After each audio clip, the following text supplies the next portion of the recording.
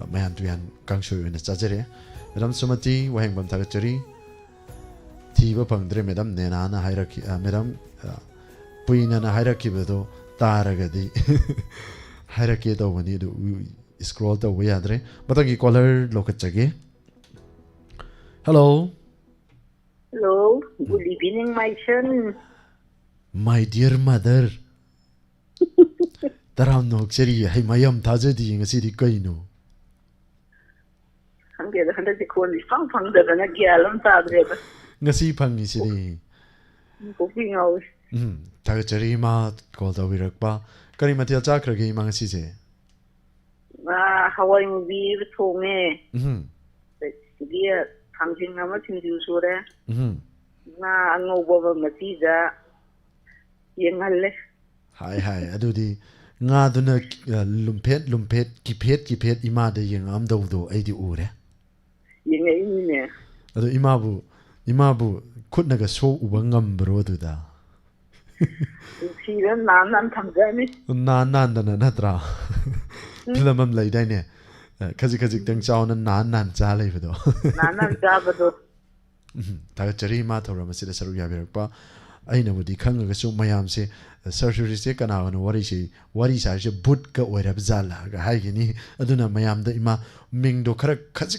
kalap na lawsan bi go mutang siang kana lawom sida hang ga chen na gini athokpa mawang lekai da gi athokpa rani ta chari ma thora ma sida saru ya berakpa kari sai no saktok toy sing asi mayam gi mamang sida oi amai ta sakora ge ta chari ma hobirasi Singi maisa lunglina hangbide isilgi maisa irai nasu obide thamoi maisa pirangna hangbide leisilgi maisa lunglina Sangbide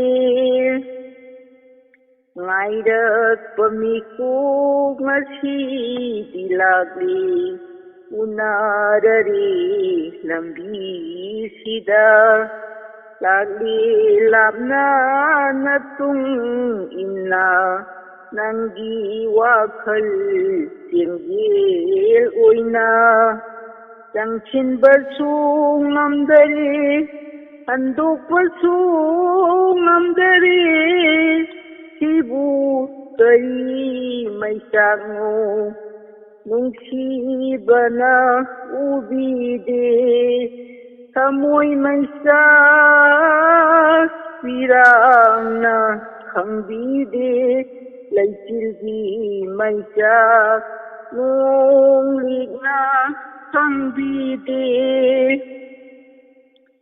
Pungam dawai thamoi dakangde nichanari pungam dari langla langjil khangda natali likugum tuiri amamam uina undalachi kadaino unduglachi kadamno Sibu kari maisarno Nungsibana ubide Laisingi maisak Nunglingna hangbide Yai bunga sailu sanggel luk thung basing bayang wari Thagachari ma wara suwana isai yam fazana kudol tambirakpa imabu hanana thagachari live chat lebiriba imabu kuba hauna Kuduna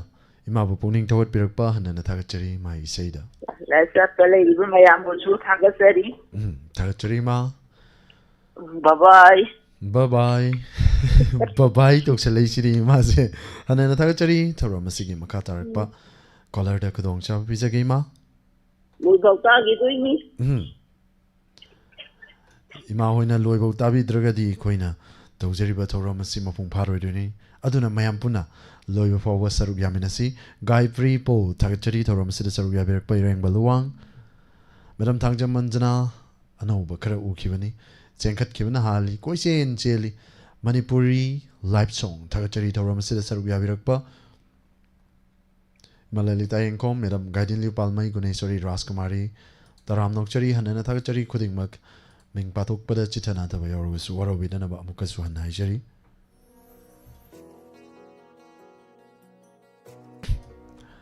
ꯂꯣꯏꯅꯅ madam Kamala ꯑꯔꯥꯝꯕꯝꯅ ꯇꯥꯛꯄꯤꯔꯛꯏ ꯔꯟꯕꯤꯔꯒꯤ ꯏꯁꯩ ꯑꯃ ꯁꯛꯂꯨꯑꯣꯅ ꯃꯇꯦꯛ ꯑꯃꯇꯪ ꯈꯨꯗꯣꯜ ꯇꯝꯖꯔꯛꯀꯦꯀꯣ ꯀꯨꯏꯗꯕꯤꯗ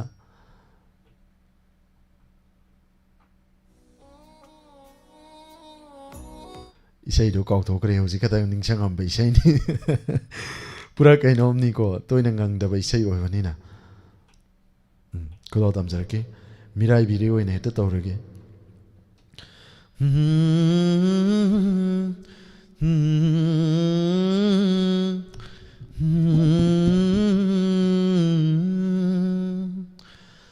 미라이비레 낭나이보 더모이드 웅시바 강할라가 둥오이나 람레 낭나이보 다잡아 뿜바수 망할라가 ngamdre ngasiri temjin ba kaira batamoi se aigi ngamdre ngasiri temjin ba wara batamoi se aigi ha ha pen minasi mate asina matangi caller lokachagi Hello. Hello. Taram nokchari madam call to virukpa mingale from Gabiu. Hi, lamadong da ingbi. Taram nokchari madam ingbi isa yam faza kudol dam ganba madam ni call to virak ni basi. Thagachari madam kisigi lantokchari bai sai saknasi thoram sida karam bai sai kudol dam bigani. Azab kun Joy Kumar chen to sakar. Yam faza bai sai sakbirakani thazai hobirasi madam. Hobirasi. Kungi nongju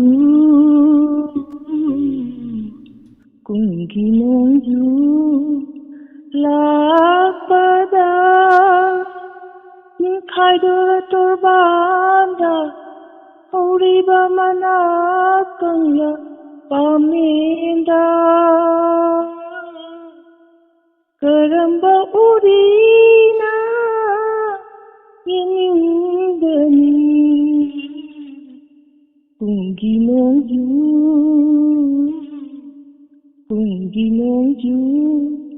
lapada akhang kandi oirabasu karamba lairangna salamgani laihau yaudaba leikanglada ningba kaidaba niyoi babu kanananchi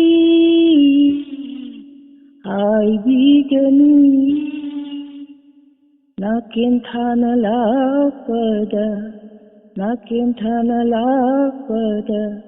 karamba upana hangangani kungi nongju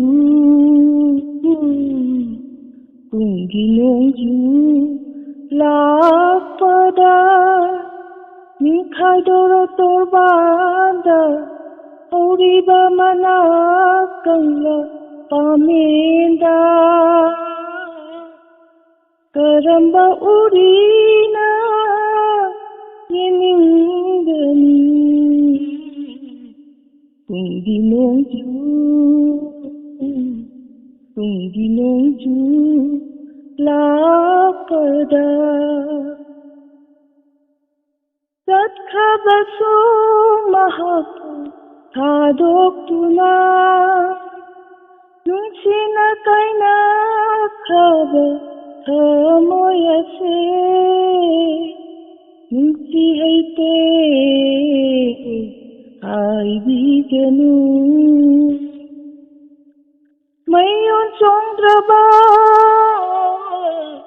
upaya se karam nahi ke aira sige in thanala pada in thanala pada karam balairana ye ningani ungi nongju la pada in khaidora to banda ori ba mana kanya pamenda karamba urina yeningani tungi nongju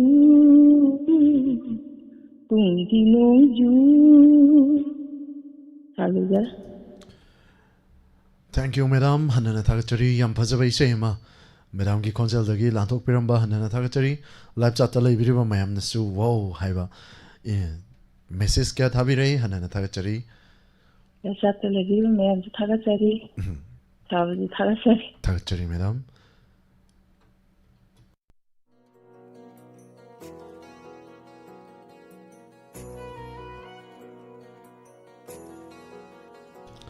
Loinana Thoramasigi Matangi Collar Local Jedringai, Nasai Kanbirakiba, Sir Korom Nanavi, Yambasina Kanbirak by say, good old Tamzage, dedicate those again, or be my tongue.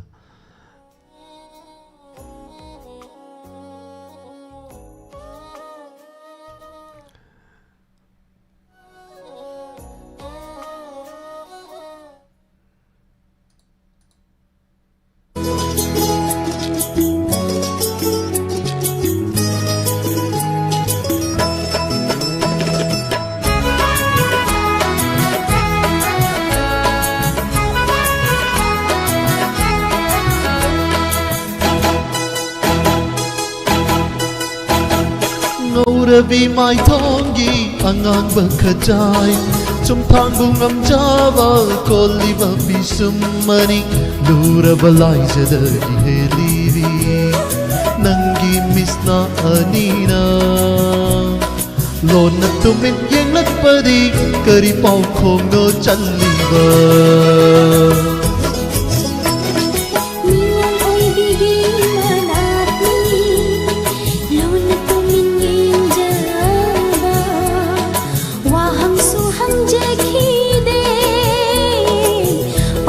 su chân je khi de lâu sinh lấy ba pa khăn lo nung shi na ta tau vi re tha bal da urum thi jani nung shi mai sha lang jani nung shi mai sha lang jani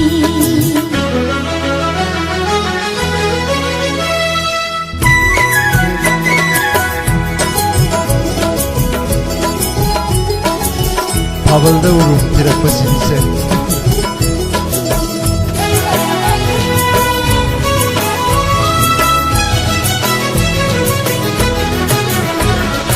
Nuja koloita khelai Onthok na bu pakchaida Leiram ta khelai na khambal javini Hainam leinam heliva basantagi malang fa Natauda kalaktura Nujaina chokkel halli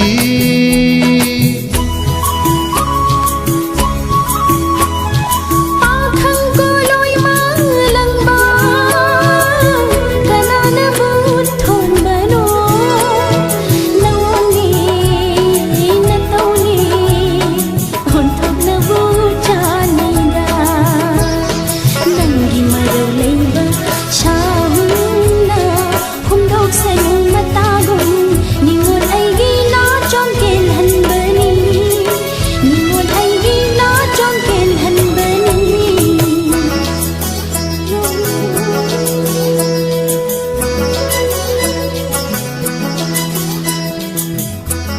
मिट उसल कहीं है ए करीगी तलीचो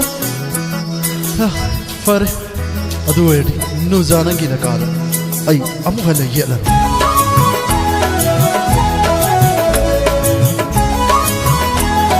dialogue तो ओना हौबा ओना चाउबा खोना हौबा खम्बल जा नतौ येंगे लग्न बानी नतौ येंगे लग्न बानी हाय सो हचांग सो ना hockey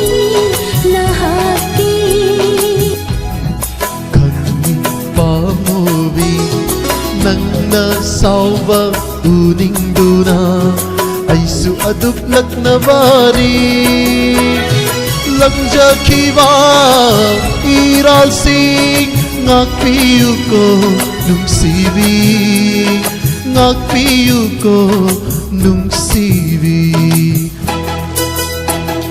ngawrabi mai thongi angang bakhajai chum thang kum ngamjaba koliba pisumani luraba laijadagi helibi nangi misna anina lona tumin yeng lakpadi kari pau khong no challiba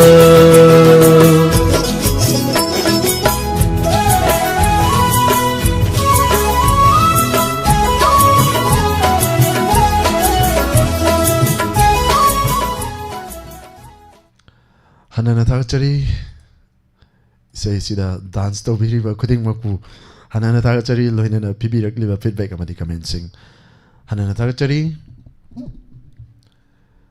matangi caller call pairaga leibada waramani call okhachage nongna changbirakliba singbasu Hanana Thakachari Hello Hello good evening sir Sujit Good evening Taram Nokchari sir Sir, call to Wirakpa is Sagiming Amadile from Maham Daidokisi, sir. Sorry, Tanga Moran to relieve can legalize from taking sir. Sir, with Taram Nokchari, Garang say Masakning and Hivani to call Punkitramali, sir. Takachari, sir, Yamnungaiba Power Masu, Garang Nahala, Tengnazaki, the Ipatoket or Regadum, Mamang the Chankat, Chankat given a Muraga Pato Pazun and Audresser, what will be right? Ngasigi lantok chari bathora masida sir saruk yabirakpa sir bu taram nok chari hanana thagachari kari mathel chabi ki sir ngasi se ngasi se mukanga atek bro tawrga alu go thonga chare sa hi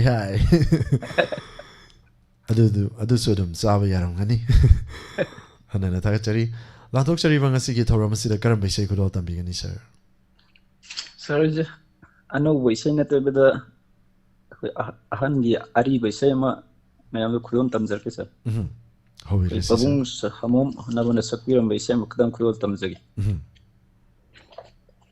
सोकिलान की बयार sir तबी बुम यामना नापी Ghani ताचै sir इसे हो Birsi ताइबंग वखलना मांग्रिङै हक्चांगना मालिमद तिन्द्रिङै Taibang wakalna mangdringai Hakchangna malimda tindringai Thawai leirang leinungsi Madom kangduna mangdringai Thawai leirang leinungsi Madom kangduna mangdringai Taibang wakalna mangdringai Hakchangna malinda tindringai ho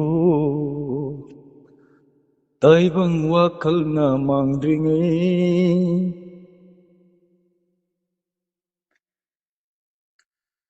Kamnong kikoy laon bina Olim sana pudringai Kamnung kikoy loon bina Palim sana pudringai Aigi aroiba matamda Paudam langge ko nungsi nakada Aigi aroiba matamda paudam lamge ko nungsinakada taibang wakhalna mangdringai hakchang nama kindringai ho taibang wakhalna mangdringai nangbu kayada nungsiba aigi senglaba thamoina nangbu kayada nungsiba aigi senglaba thamoina piroina na nungsinakada piroina na nungsinakada tamlamge aigi thamoigi nungsiba tamlamge aigi thamoigi nungsiba taibang wakhalna mangdringai hakchang na malimda tindringai ho taibang wakhalna mangdringai hakchang na malimda tindringai thawai leirang leinungsi madum kangduna mangdringai thawai leirang leinungsi madum kangduna mangdringai taibang wakhalna mangdringai taibang wakhalna mangdringai ho la la la la la la la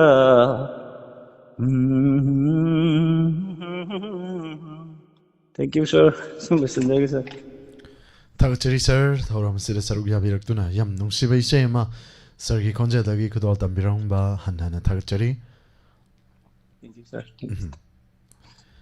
Loinana matangi caller de kudong chaba pijage imabem halning tokong bamunjande komarichan Tombe thoram saruk yabirak ba hanhana tagachari Madam Aruni Koijam Madam Lalita Yenkom Madam Tangjam Manjana taram nokchari Madam Kamala Rambam tagachari thoram sida saruk yabirak ba Ireng Baluwang, Madam Padma Devi, Bamcha, Alangbam Kasar, Thoram Sida Saruk Yabiri Bakuding Mahana Tagachari, Maibem Sa Ning Tojam, Tagachari,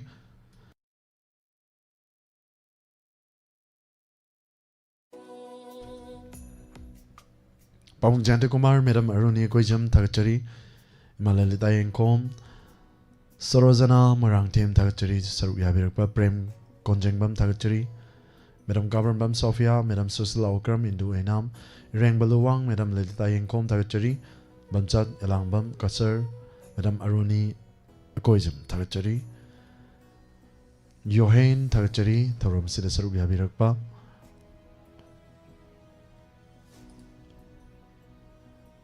Manitombi SM, Madam Basuhanana Tagachari, Pawang Jante Kumar Tagachari, Madam Nena Governor Bam Chandramukhi Padabrai, ngarang khakta keno sakibada ngairi madam puina aduna ngarang sakibe sei no ngasi muksa gadi kari copy tawre note tawre harani aduna ngasi ri ko tam jar roige Kennedy gi sei masak piro Swami Kumar gi sei masak piro nawboy gi su yausalai tawri se Hobism Priya taram nokchari thoram sida saru yabirakpa kangloi pakki momom loi thagachari madam puina kundrakpam thagachari madam Pia Mangang Hobism Priya Kuding Mapuana Tagachari, Lysram, Ravindra Singh Tagachari, Thoram Saruk Yabirakpa, Kuding Mapuana Tagachari, Taram Nokchari, Loinana Matangi Collar, Amagalokachage, Nauremichan Tagachari, Kamala Rambam, Tagachari, Paunjante Kumar, Nanda Kumar Koncham Tagachari, Mingpa Tokcha Matam the Chitanata Bayarusu Warabidana Bahajari,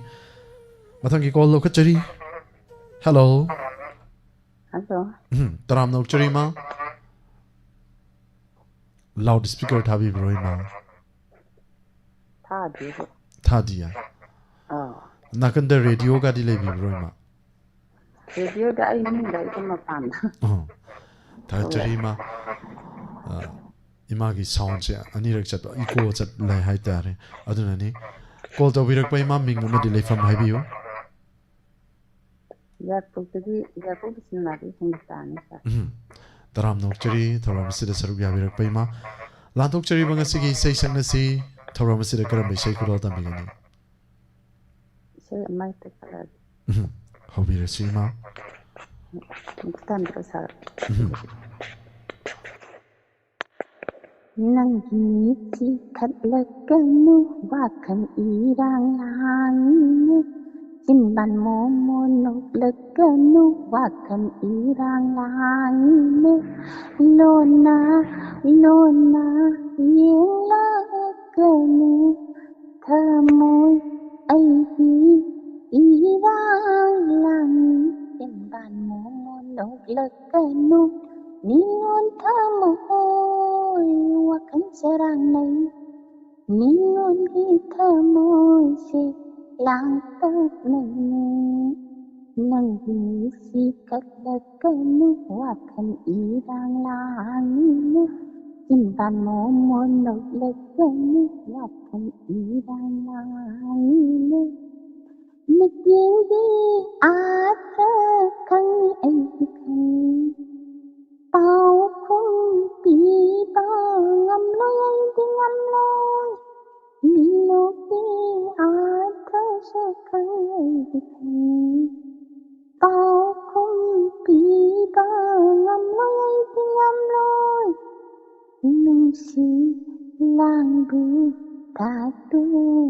na Kari tha môi bu wa hân ba Nangini sikat laganu wakan irang langit Simpan mo laganu wakan irang langit Nisidi lang de takrabati Layrang punsi loi rin Tin say ay di Khôi mũ sinh Lâu năm tha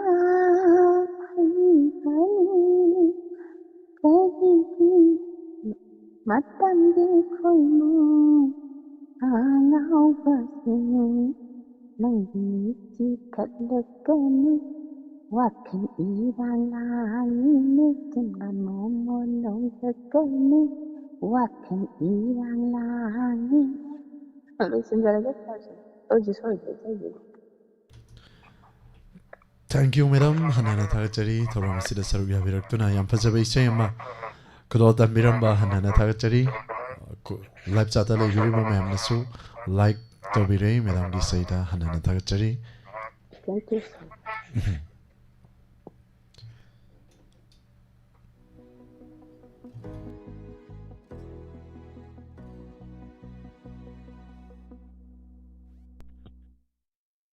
Matangi caller da kudong chal bijagi. Hello.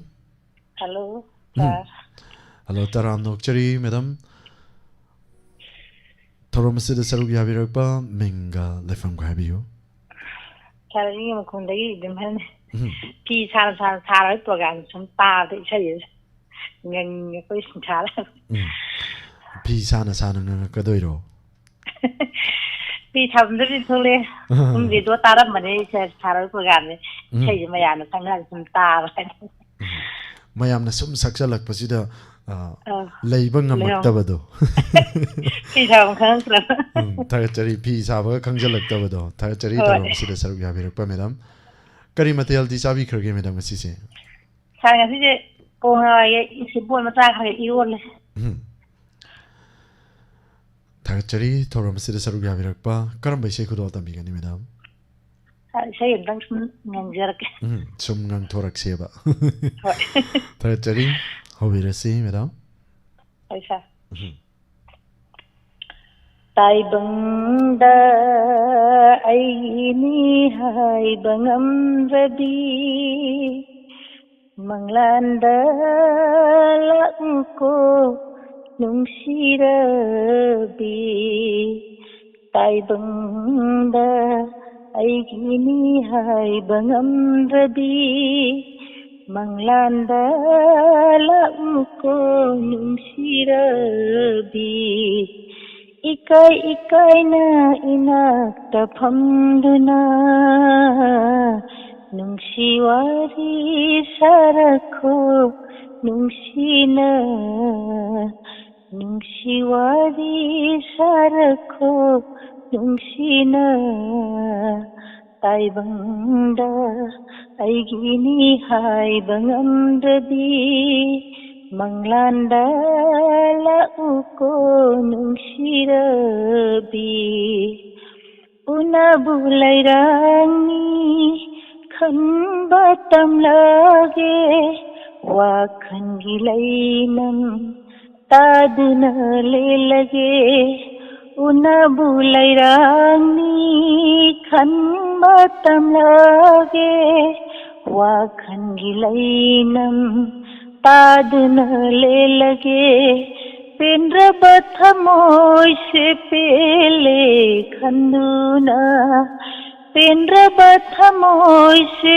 Pele खंदुना ngaijegi punsigi aruiba miku ngaijegi punsigi aruiba miku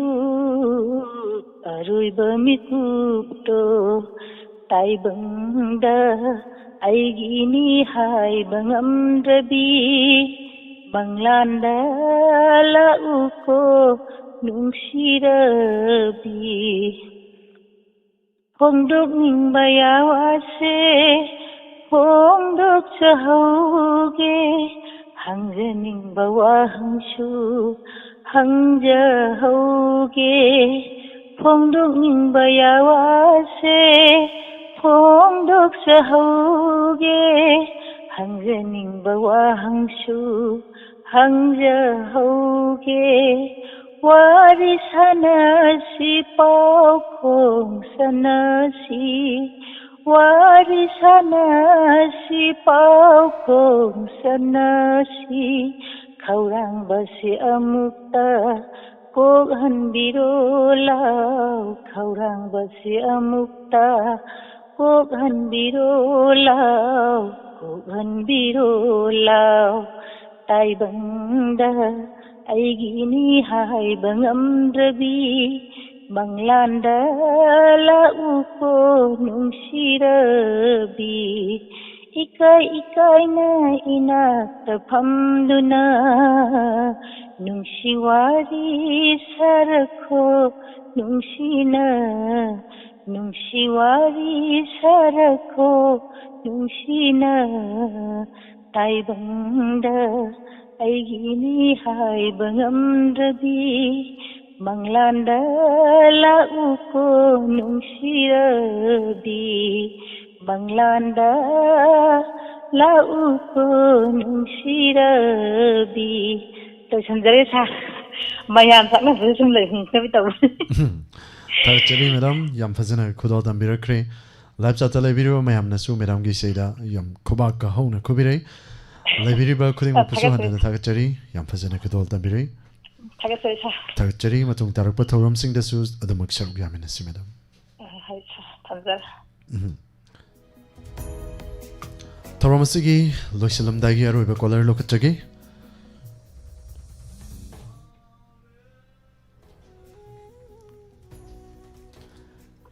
Hello Hello sir, good evening. Good evening, Taram Nokchari madam call to birakpa ming amadi leifam haibiu. Athopamdagi agani sir. Taram Nokchari madam Lanthokchari banga sigi thoram sida saruk yabirakpa karam baisai kudo tambigani. Nungshira sensi ayam da badu sir sir. Hobirasi madam. Nungshira sensi ayam da badu pamjara chupani kungam da badu Nungshira sensi ayam da badu pamjara chupani kungam da badu Lairi dara Sidagi hena wababu ho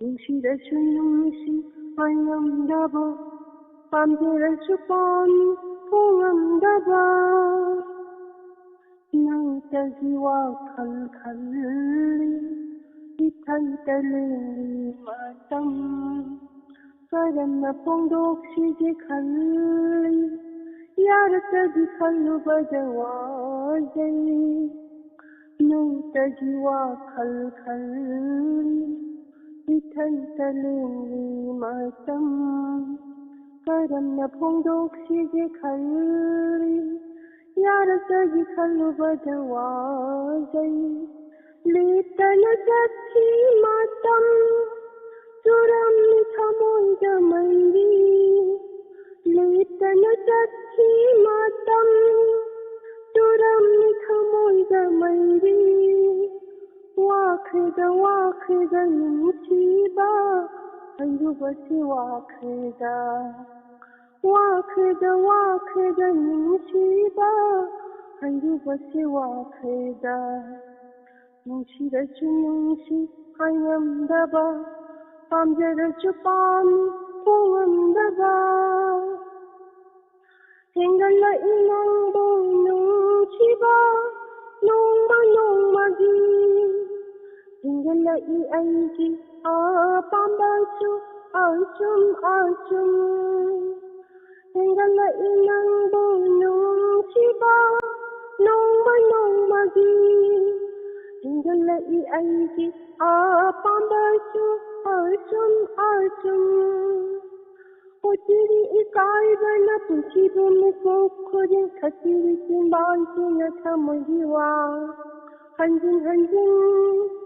어찌리 이 까이바나 분치범의 꽃코린 가지리 신방지나 참으리와 한진 눈시래주 눈시 하얀다봐 밤새래주 밤이 통한다봐 लैरिदरा जिंदगी है नवा बबू हो मुशी आयमदाबा पामजरसु पामी होंदाबा Thank you, madam. Hanana takachari yam fazawai saini. Madam na kudo tambiraktu na mayam pamubuta hanbiwa. Hanana takachari. Tauramasi roiba caller madam na tauramasi mapang fan biramba hanana takachari loina na loisilakpa sida isai matang kudo tamjagi madam na khanbirakliba isai di yami tawbatabu mayam se loina sak leragadi yararoi dawba aduna nakin thagi su yening thalai nongju thagi su Kapliva anghang na wasu mamana them kare mati asina pemen nasi tamna bai sai sak lo na swai rakim ni tamna bai sai do no ma kudol tamjagi hosiki sai khara langtak toba hai dei jade mati am tan kudol tamjarake mati asina pemen nasi rasalang bom gi konja lagi sakiba nung sirure hentoi binuja kudo tamjagi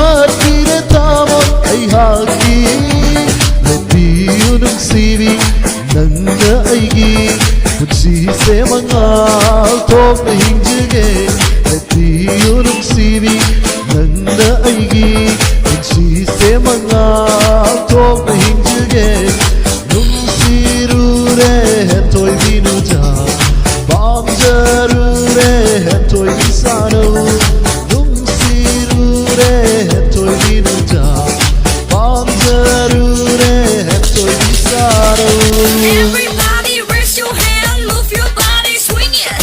Hakuna Matata, hola señorita, venga conmigo on the floor.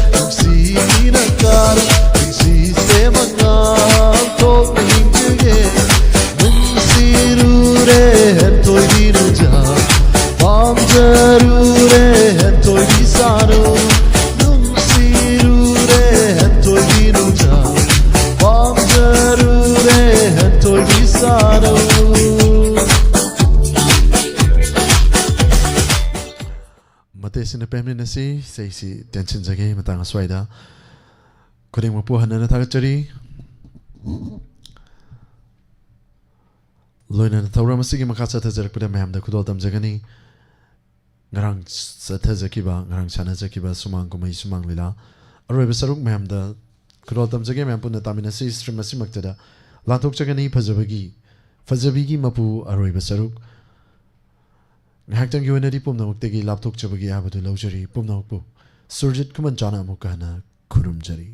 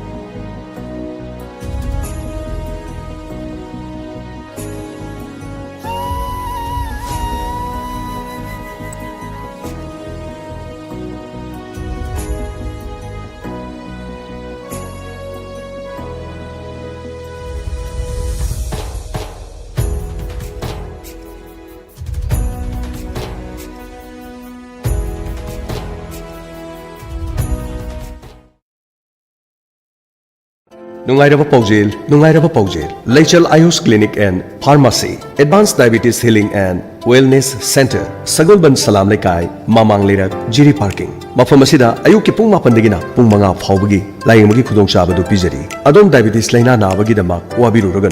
Leichal Ayush Clinic ta, Diabetes Tha Amagi Manungda, Reverse Oina Layingba, Ngamjari. Masida Sunatana, creatine wangba, fatty liver oiba, cholesterol wangba, BP wangba, arthritis, gallstone, joint pain, kidney stone, weight loss na chingba, layingba ngamle. Masigi sumathata makal khudimaki lab test tawagi khudong chabasu leizari. Ako pamarol gidama call tawiyu 8880571815. Amukahna 8880571815. Mafam asida water therapy, stem bath ki khudong chabasu leizari. Ngasi wak lengsin biru Leichal Ayush Clinic and Pharmacy, Advanced Diabetes Healing and Wellness Center, Sagolban Salam Lekai, Mamang Lirak, Jiri Parking. Lying Jari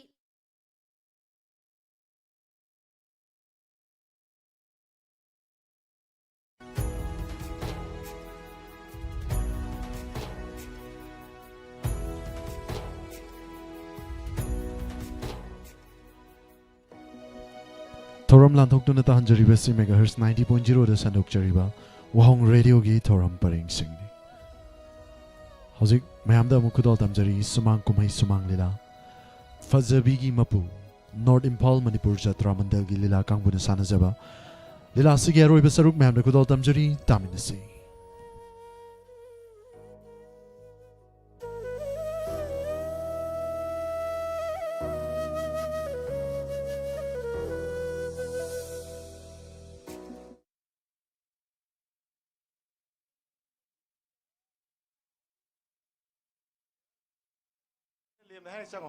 Ai sang không? 아, 가그로이 군다도 꼭토로. 마 못티타게. 아이, 레바세. 성우리. 똑신어봐. 샤시름이 마신게리. 샤시름 만트리. 샤시름 치파이. 샤시름을 날로와. 멋르게 속더라. 샤시름 박한 거 샤비. 샤시름 패기 패. 뭐세 아무것도 책도 뭐. 샤 이미 폰에 탐내. Hey, mai mi ta dak phum lei bai se pharus phat so ye pakhang ne nupi di ba kera te kera he ma pha ba sa dai ama singa ma khagi pakora ma ma ne shu nei ba su pam dri ne ha sha nang ni bu ite ba phasabi na pam ne bro ha hey nang ne te phasabi bu doctor yu hem la sile sandoi si sumbra ha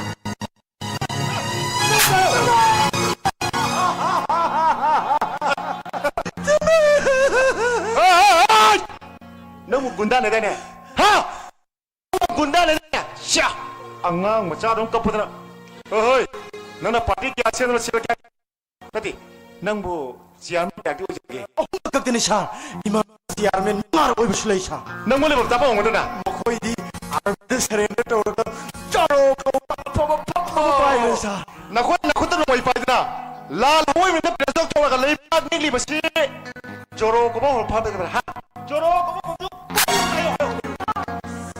Nasi ai pandam dia tu nasi di basa. Nang kai pan. Ai pandam di. Nupi ko ke hai bet aman da betagi. Si harga. Pasha kha. Ai. Ni gi mapule jab nabi ta. Pule jabe. Ite jaban mo karge. Sar. Ai se mudai ji ke sar. Sar. Bhajar jaya pam jabe ni sar. Ai ko le kai ta da buru jabu di te mena selak matam dai thawai am moi ki de sar. Sar ga. Ta buru jabu ga mari phattana baina. Ta buru jabu da Sar se tai maga mari lena re hai jelu re sa kari jao ay se mudai ji ke sar ta baro jabu ni sa de di goram dram sai na tat them lage di go hen edi go em di doctor na si di agai na slow po jel ha pu sa ha ay yaming amre sar na ta baro jabu ko lai do sa na tang mating pang ni sa e khot se na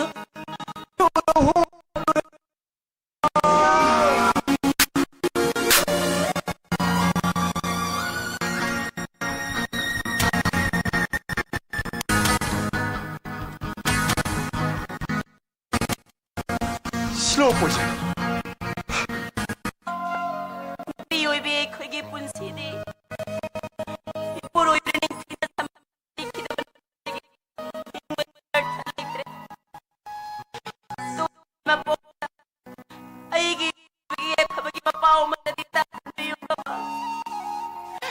gi puro be gi thawai da di kan yu ko hey so hey nang ngasi so man ta chandra khusem jadu nang le plate ikai khangna namai utuna nang ba ji yum sakadori ima ko kono nang pap selaba hu selbi ma ai bo heduna ima isagi nuksi sana le mamari se nang thadra bo konari nate ima na khali wa khado onare ima kari gona ba ha kari wa khalo na ba na se na pure ble ba mau na pure buduna yu du ngau ru lai haiduna ai sa pakhang si bo nang lam da thunum khonai de bo na mai do do no lo bro ima na kya do ji khoi dang lu selo ro ji kap sin na ba lok sin na ba gumbina जीव सरल तमम दाइदा ममिदगी मक सिंदा बदौना नंग तोक scenery ब्रा नंग scenery ब्रा kappa बदी पेना Copco इमान खरे तो ओने इमा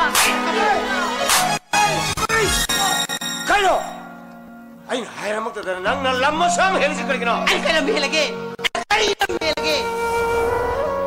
करिनो न पान सारे नु पीस बो तन खलगे सम तामिज करि मनोगिनो बा असिबो खोइनो खराइ द कंखलि बनो करि कंखलि बा नसानी बना पामे न पोराबो मोंगनी मजै द ममानी मपानी खोइनो पामी पामदिने बेदा बिदि खाइरु याब्रो आइसे संगीत रो मयाइ थोइबा 미안해 살짝 비하가 있지 비말 또 비리바니 아이 이제 산만 구두만 집에 가다는 나봐 나 바로 사는 슬리즈 가리기노 마마 낭기수 아라는 벌레 아이기수 아라는 벌레 가리 아이 가리란 그러봐 아이코이네 이샤니 빠다 따따나 하이 이몽어시기 뭐뭐 보라 오 아이들아 너무 달래 샤비 보라 오 하이디 아두디 사다롤 썸는 가을로 보고 해이니 마도 없는 세르가네 아이비란 집어대 중요해 에이 나는 이만을 걸었가노 난 이만을 헬거브를 남마에도 댄치 쓰는 거다 보니 난 강은이들아 어디 사르피들 나겠어노 이 사르피 라브거나 삼아도 후랑 연락가 내용 봐봐 스르르르르르 찡더리미 강은이들아 나는 나 사르피들 거울이미네 거울이미네 라니 한바 버스 통과하기 맞다마도 여우래 내 안에 봐도가 나 사르피두게 헬라브가 거려머르니 니러니 니가도 벌레러니 해 거려머가 낭낙가야노 아니 해 항어 내 안에 봐네 따로들 미 거의 공놀이봐 바봉수 꼭대 구복수 꼭대 마신 가도 짭셀라드나 삐셀라드나 뽀뽀 니는 또리 봐 아두디 아이 커는 누구나 떠부터 거기 잡으니 가리노 아도 없는 시르가네 아이 비란 시부디 야로이 아이 어디 사르비 거우리 버세 나모세 막 삼파리 임기나봐 단 토키나봐 이 사르비 거우리네 이노 에라 난 어머나 아이 이모고시고 다 도망가면 빠이빠이 나 사르빠가 나는 감라 이 사르비가 있는 감라 하면도 아주 비겁세 얘는 어제 얘는 없다네 라브라 그다 사 미성라이 나 아따가래 한문이들아 알라우 낭가이 그네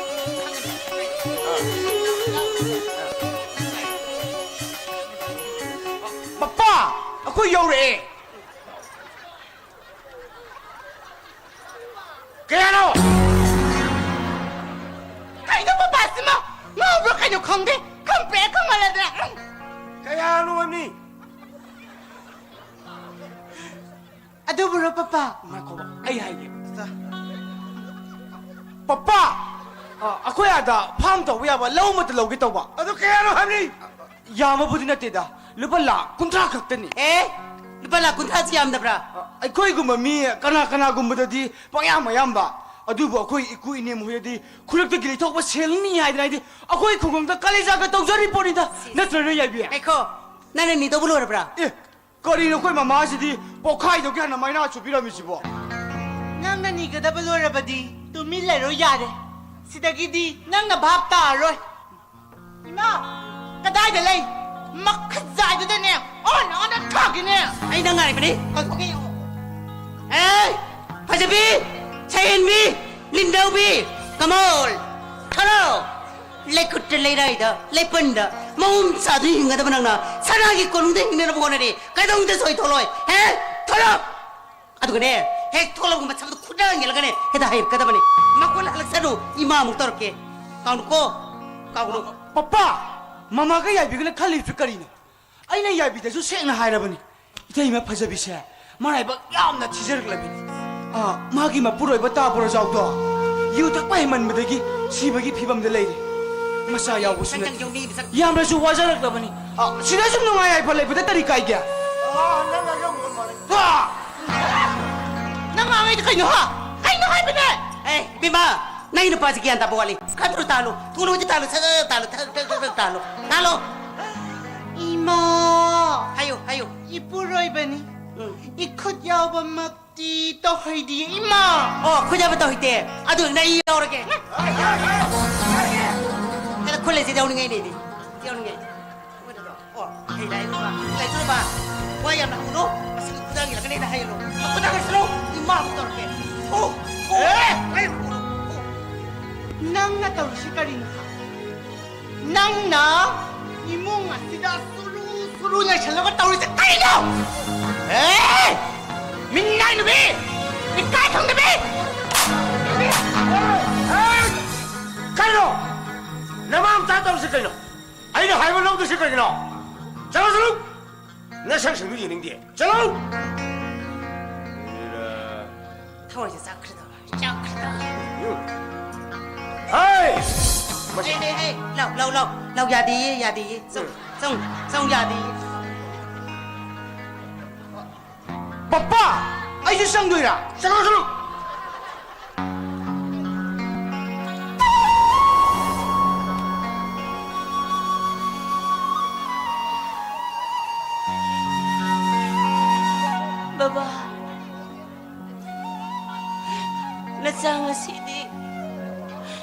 yum ase thadokduna chachakhrage baba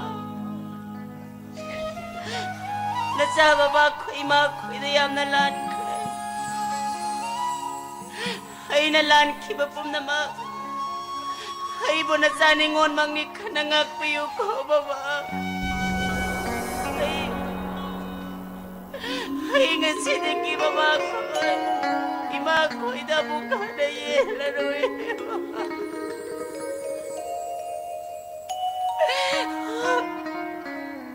nachaga sida yom ase thadokduna chachakhrage ko baba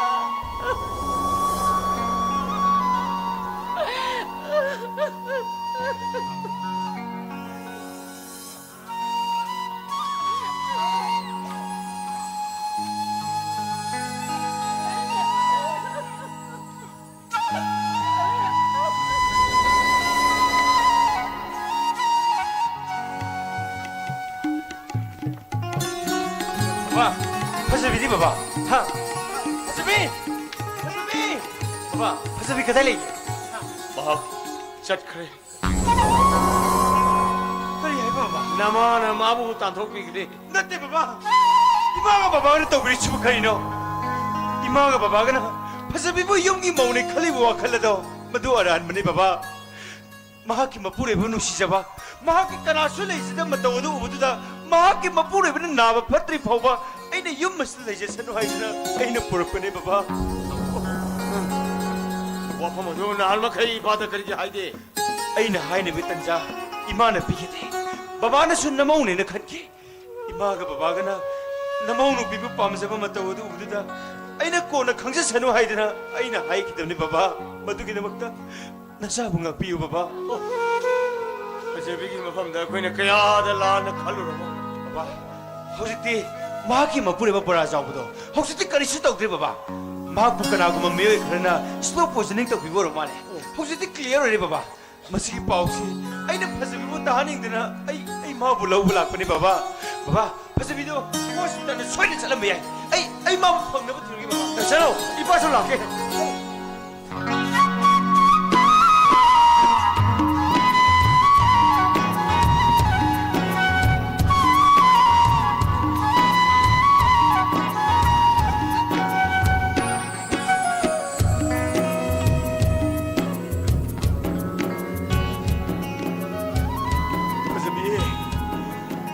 Pasabi, nang buka tayo nila bagi Pasabi.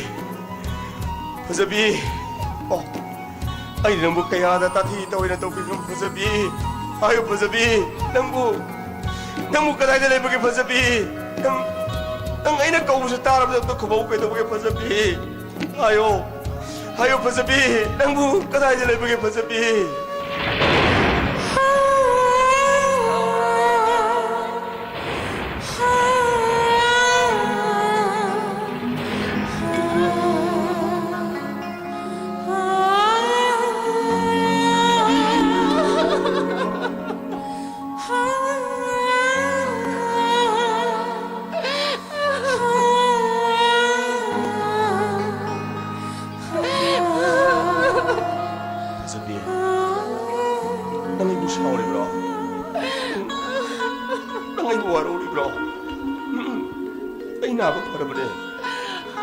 Nangmu nungai na thambira dine. Nangmu nungai na thambira dine Pasabi. Lao. Ai nang tan lao Pasabi. Lao. Ai nang tan lao Pasabi. Lao. Ai nang tan lao Pasabi. Lao.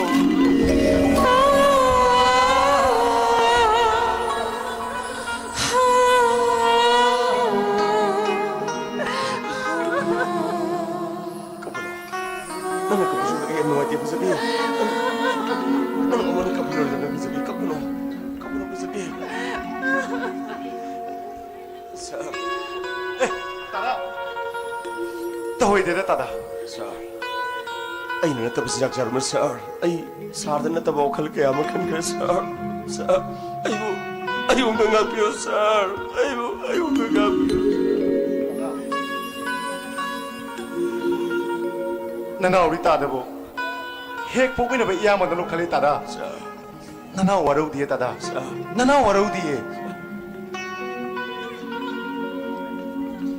doctor. Ay punchisig doctor kami ni doctor. Ay doctor na punchisig singam na malam torsin ni doctor. Ay mo ngagyo doctor. Doctor amatana. Patient amatada laman tu di ba kagliti. Doctor nang nasadaron niyam na te hinduna.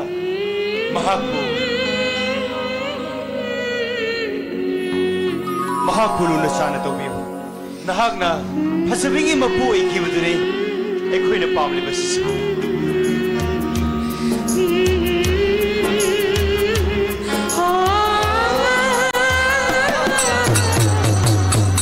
Masih dapat tadi tiap lebih kedai.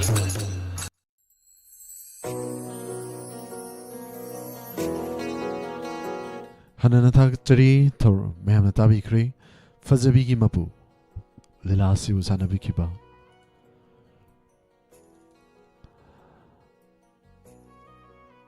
North Impal Jatra Mandagi Lila Kangbuna Sana Zubel Lila Mehamatabi Krabamatung Torongi Makacha Tazarakuda Mehamda Mukudol Tamjari Sumang Kumai Sumang Lila Lemhauri Matam Da Kudol Tamjari Poknapam Ima Poklen Pokpa Art Association ki lila kangbuna sanajaba lilani kudol tamjari taminasi Poknapam ima kudol tamjari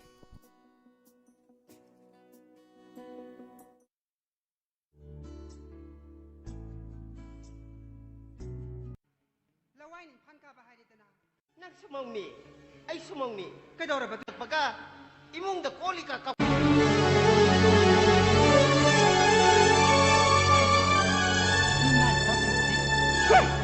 Minay na mapusaning ba siya? Saning ihedra sa himan kreda na. Adushu, alok tawag lagi. Kaya ka na isu ba isang tang mapapam tagi lakli mana su. Usit toy da basari. Yung une, sar ma iwas balay ba imong simag sita man. Kak sabi sa kak tinda na. Laway ni pisi. Kaya nangang ito ha? Nangang ito ka natin no? Isida ni Pandro. Aduh taksi ka sinay da ba? Namana pa nabung na panawar ta bilam sa to. Ay mo to kanu. Kange dana. Ay koy ako ngang dito din ni bima. Na koy impal sa ri apum basa. Nam tibi ba nam se. Amat talay de. Mahok sa gi kusengi phajab na pik khali khang bra. Je.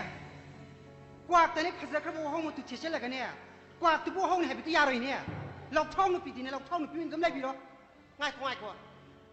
Nang ngasi office halak baga imong da koli ka kapkhai dana bango de irang tolum sikai gino ha kai gino ba adu di sena khalis kai no senam ta ne sena khalis kai no ba amun da kisi ki bila bigano ko kai no ina kisi ki bai di ha ai no pisalam dai da sai ba set lukhak sagum kolik loi halak da sai le ne mishi isina ko shim bilam di kai doge isina yum sigi lukhak sagum senga na ba kolik phenga na ba lei ban ha bisi kaim ta ning da bro ai sinang mi dai ra ha Asin nang minay ro, nang natulog sa itabak tawi hay dana, nang nasaba lukhak sa gumping na ba yung mas tilak mo natin hay kanga bro. Siya, isin na niya, yung sige niya, lukhak sa gumping na ba, kolik ping na balay ba na hay ba si, kanin taning sing kita bro.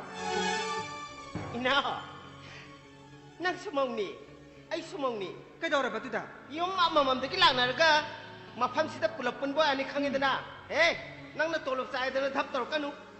Aigi pure bedo adu jo officer khange dana officer ki nupi ID yung maski mabi manin he mabi ma ayo nok punok sa ningi ne amuk ta punok thokis roi ba kaya di yung he kari thue da mi ke khungang na ne lawai pa ba sidi kari da bu parman ta uni ki lawai ni phan ka ba hai dana isi shu na ani pali bani na tabirang gani da akoi se Sagai yang mau mendaki lana basu, mafam sita sagai pula bani, nak kau impal jangan nabi ne, mana nak himak sabu tu kanu, mado, tanah direk hangi tanah, kau iram dah masih kisah nabi, pizza cak culture, lon, mayek loi le jadi bani hangi tanah. Sia, wayang nang nang kita tahu tak ada, yang sekolah bani husik se, saya nak komputer kita ni, hari majuran ni, kau nung husik se. Hayo. Kanga mo nila wai ni pinina. Internet ki jubo na kanara bane.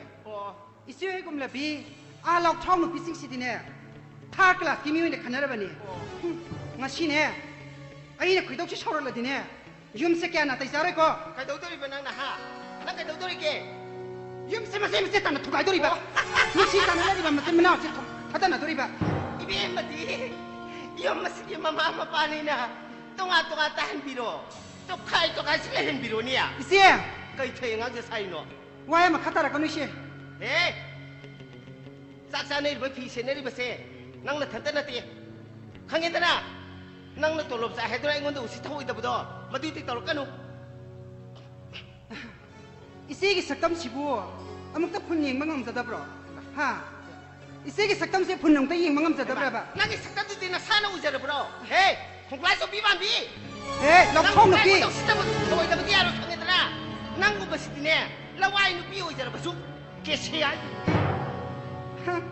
이세기 saktam 우디시디 아이 강해다나 라와이 누비니나 드레싱 테이블가 여러 무이 까야디 용니 여러 무이 야우디 아주나니다나 낭기 나사기 saktam 두고 펑지다 라와이 누비야 콜링카비 이상탕비 에 낭기 누비 우시티바 해더라 하 이제 깨도게 해보노 우시티에 깨도게 해보노 ngasidine na samkara horiba도 ko kono phoda patare dana 이제 나 이게 삼지 보이비라가 아이디 셀피가 떠올라이라니 거 이게 우시티니 용네 해 콩클레서 비만비 먹고링카 비 ngasidine 타로 까이 먹고링카 비카이나 ngasidine 타로 들 비용노 에 분에서 해라가 나네 알라와이 토이게 삼포이나비 무슨 번나비도 또어시 다시에는 분에서 해라가 나네 빠르게 팅탄나비 얀탄나비 ngamra ko sunele saringai ipam de leingai de dinia kau khat de na bisam tawre ire kala te am sanar padani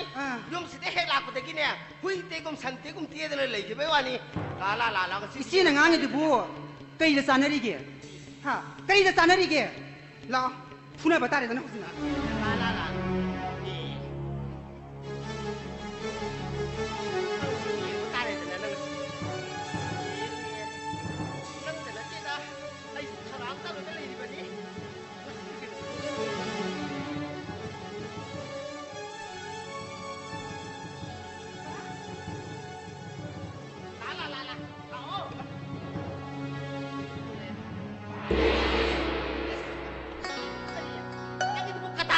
la ha nak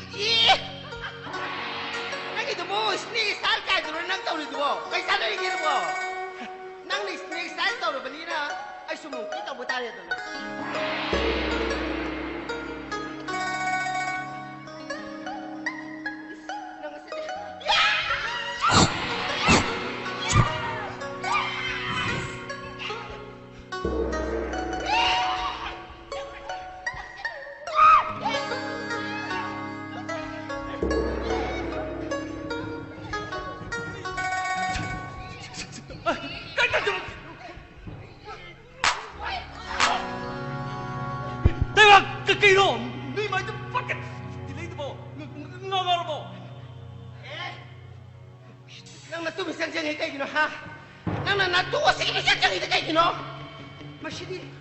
Masih lawain bisidi, kurang hijab ni masih dia. Mana?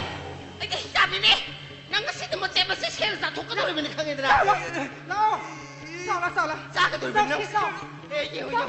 Kau no. Itu masih hende. Ini berasi wate. Ini berasi hende. Itu masih wate. Kau ni nggak ada pura nggak ada ngau, tu sikit lagi tu kali bila. Macam ni. Masih lebih singa. Ay, so yang lebih nanti tu na. Isyat isyat betul tu na. Kamu tu ni. Nana kaya doktor iba. Sopra ni. La. Masih di ni yang nak betul tu na. La Isyat kaya ni. No.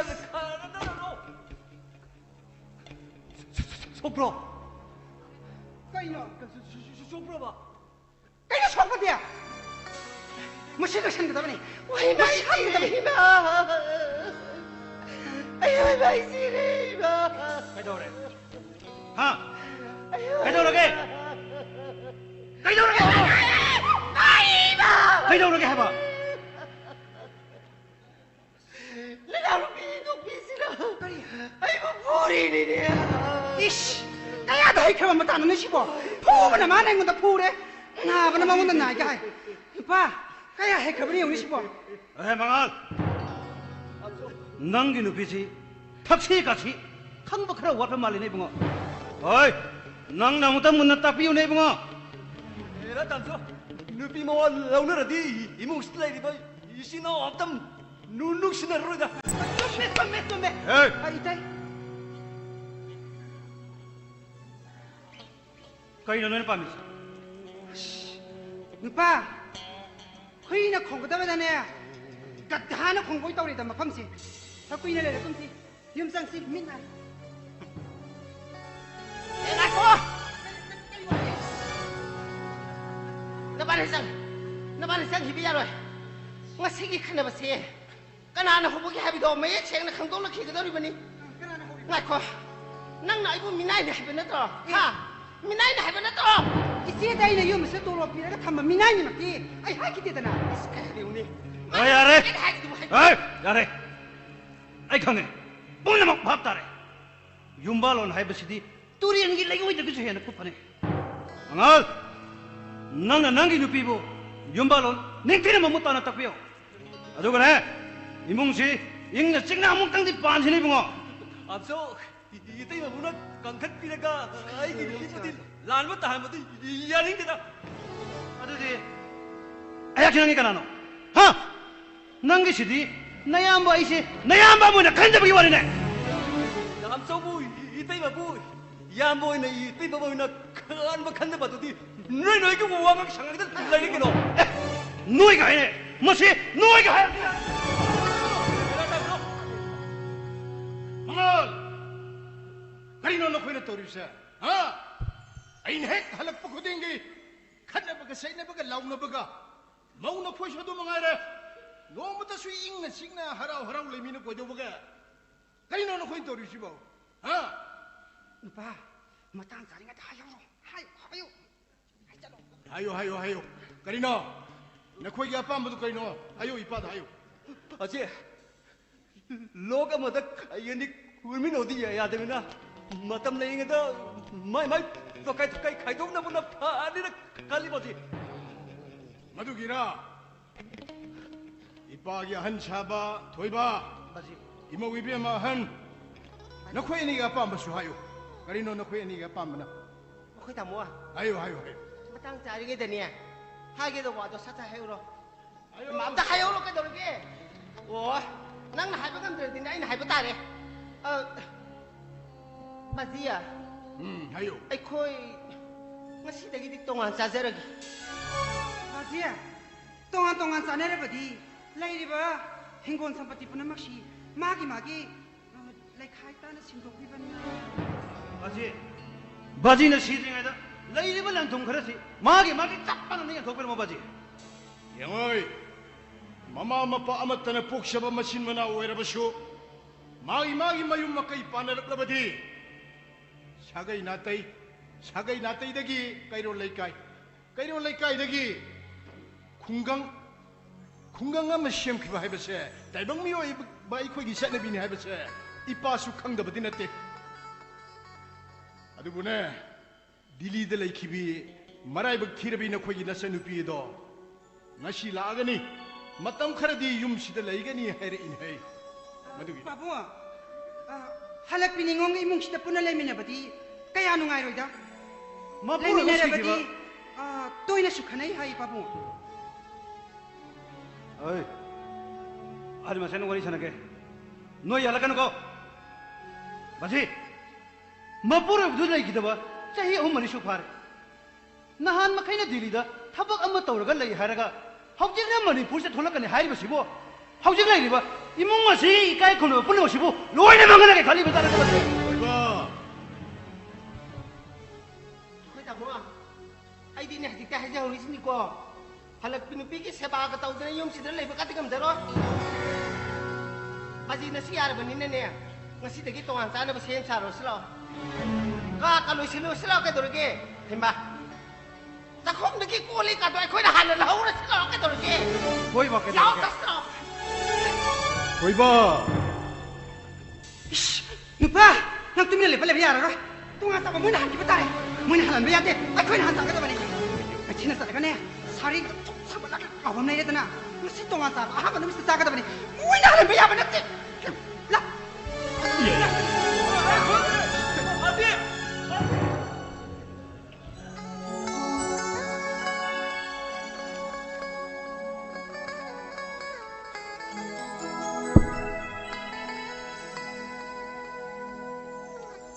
Mama mapa oibesingna masa nupa pokpa tanaribasi masigidamaktara.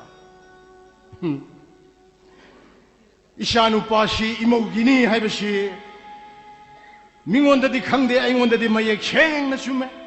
Isa nupa ani khak poksababu imosingna magi oina khiduna mapa aigidi saruk thungamdrena sida.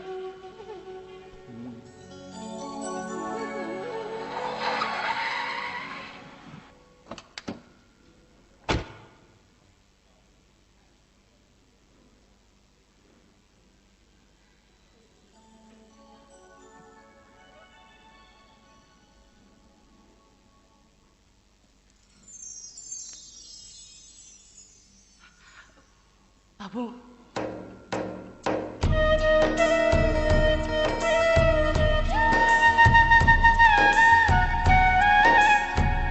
바보.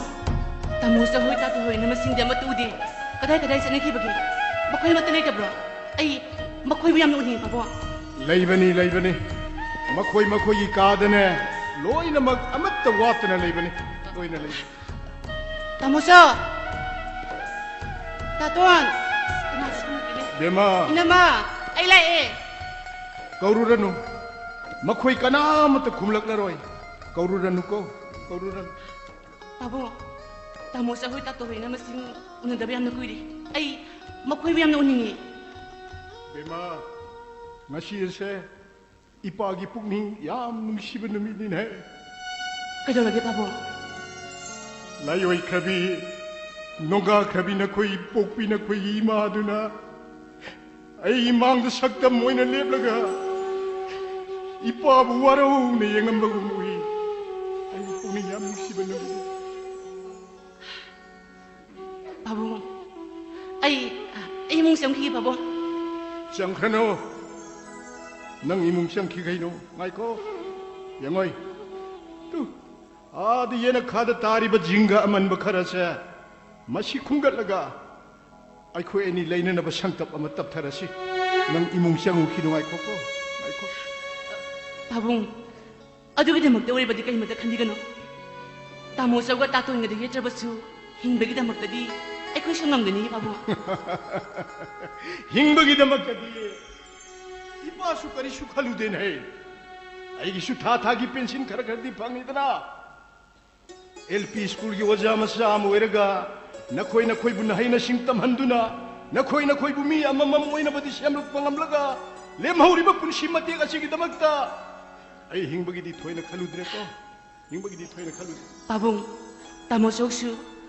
Government ki employee ni. Inama tabak togdi, taton su tabak togdi. Adubu, inama ton bidi government ki employee ni. Masida nasana naglibadi, babung mo makoy ni intok libasin. Makoy na ibu intok pa natin eh. Ay na makoy bu intok iba ne. Ay na makoy bu intok iba. Pare, yangoy, nang sulam sang lakwa ni. Imong siya nga sila, na pinarol hongtok laro. Karigay no iba ni ne. Ako po wari karkanas. La.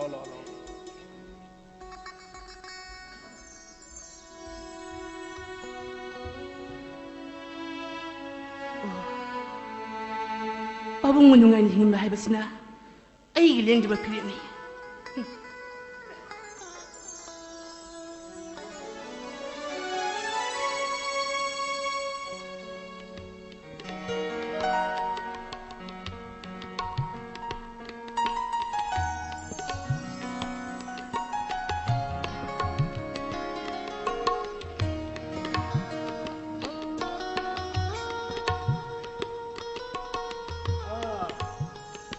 Shani kak pokpasida ondo bagdu oire oy jaga samsar sida masagi damakta mama mapa oy basingna masani to mami to uraga nungai jai habedo ai ipam sidari nungai o phamgra pangga to mangra sanu pini ne toriduna secretary ki endi siamo hele tabak jangan betul mengairi kata dia kino but tinggal semangat mari tat lawan lupa mahet tinggal udara mayung kok pantok jin kami na luang tok tapi ya gene hong bi ne 쇼온다 말래 우리봐 마기 마봉네 떠우리버시나 온도파 아들 다리 쟁쟁대로래 아들 미 번으로래 아들 다루 떠오래 그랑기 그랑 합다 아 포타움 강제 까리 노네네 떠고 돌이죠 아이네 이스 시오 비사라 모이나 시계대도 타박 밤들을 내지 비시부 뭐 이제 채는 봐라 하이버니다 아 까리 노네 떠고 누가 파자해 이사디야 닌디에 조건이요 그나그나 이 루홍이 부르노네 시보 와지리 바바 루파리 신트라도 비오 까리야 아이 거기 집 시드나 미기 가림 톰따루 까리야 아이기 오피스키 집 시드나 미기 가리면 톰따루라 봐 어이 바보 미기 레코 레이바 야바 가리 슈나티 까리기로는 낭나 이게 집 시드부 꿰뿌뿌들은 타오르가 사내리도 봐아 낭지 시드 타오르 좋아해 부르는 건다 와 강탁다 뿡아 낭는 레이베 아로예 아 폴리스다 케스 또 우딩아이다 와로 신어게 또 아이 가다 와야 되노 민우 통되네 민우 통다 아이 나리도 감속게 가만히 또 보노도 한국이게 아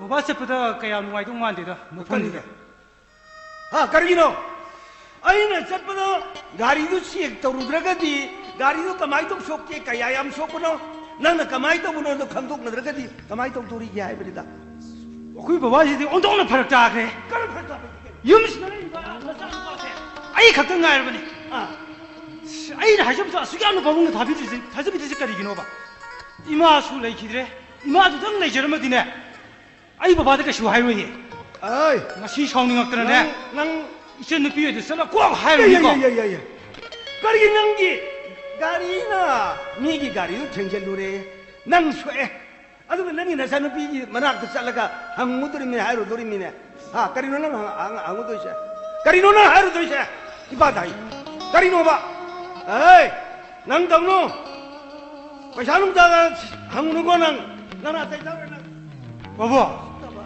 ICOSC 오피셜하기만 싸는 바네 아이네 이까이바 소뻔는 거 해보세 도박이 shumai 기분은 아이기 속이던 큰 비유가 에이 아이는 ICOSC 오피셜하면 세크레터리에 펌들 내리비세 가나군바 막기 말을 아이 시기야마 아이 커러션 떠고 하고 간다 아유나나 마탕기 세이 페브루아리에 페이션 쳤거든 아이세 혹시 바보 커러션 떠우더비기 망안두나 아이세 힘잡게 돌이더니 아이 타박니 지냈다위 거맨이 불린 하드수 아마디 답답답답 셀로로 콜로바 앵원다 레이게 하비리시부 뽑은가 SG 오피셜 모이라가 미원에게 센트라비다 버로 하시고 아이 그래서 또 버드는 문에네 있는 건 하리세 그렇게 그래서 또 되노 그래서 살레세 마루 팡나 못하는 나비다 못다 레이님 샤만이 하비세 난 강가다 본 강게더나 nanga yi saru pid mana tan satya roy aduma suma songmarang khangde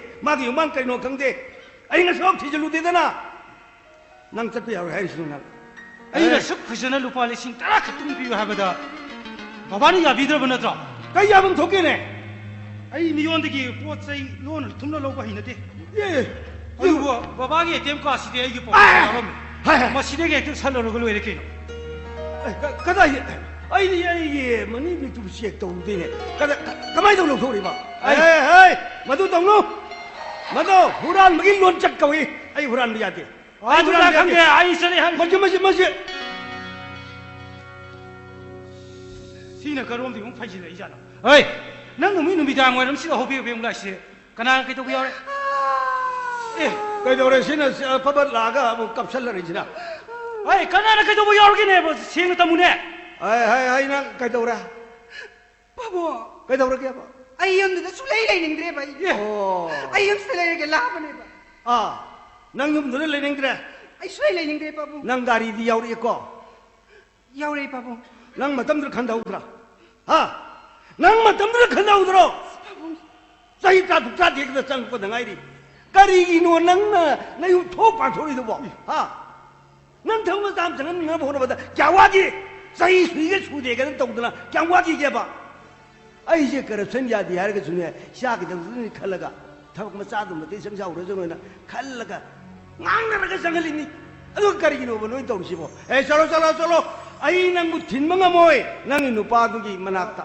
Pabung salok jo Pabungna kaino ahal la moiraga adumai ngambi bangno bra ye nasa nupi haira mathantani nasa nupa haira ai thandani nasa nupi gi afafata ai gi afafata di Pabungna yingsin mi gadam ni kaino ahal la mo wi gi wa sum ngang da bo ai lai hiraba nangi imadu aduna ne na ko ni kaktani popira mise na ko ni kaktani ni pa na khali ju ai zalo ai ni pa do gi ma pa do ai ga angang ore ge yam lu ma tinar ko maru LP ge wajani anga kai binate imung duda mau amu bi li chato no chalam boy mau amu bi li chatu chalo ai ofisane ga kai na ni nai mi sip tham ning gi mau ngdane nang soi na imung dur tarong mani Pabung oi sa di aroi isen bu yum da lai ba yam nungai tro hai sbo ai nabung ai lai ngai da isen bu kana khudu la tum sai ngai he nabung ko bu ni ne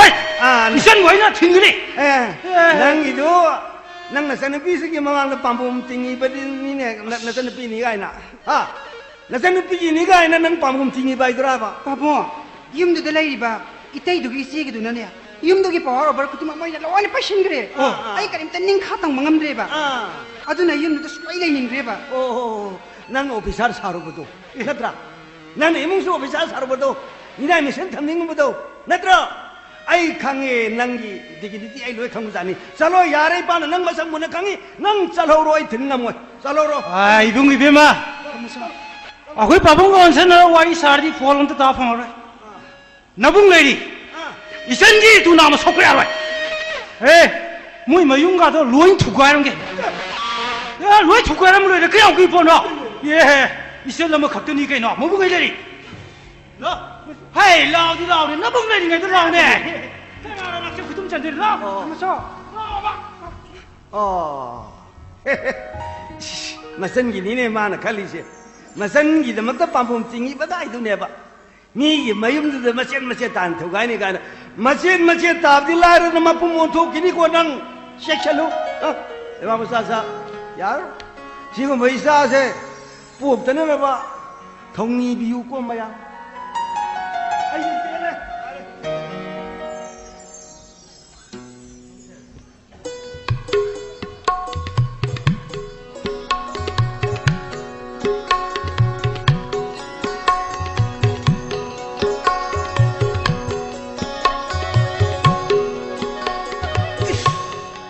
Bang masa sang, mai bai ba sim phom chi, toi ba na te ko. Ni ma kha da ngak ta lai ba sang de. A pha ba gi oi ro, phat ta ba gi oi ro. Lai khoi ram biu, thau tau biu, mantra biu chi ngak ta. Xian gi wa ra hai tu ma na da. Xian gi wa di khang de. Ming phao di mai ba cheng lai na che ga kai na sa lai. Hatch, Karino, I give San of Pigeon of Only a Takani and a Takimani, only as a Pelina Pons of Pinamore, Machi Canada.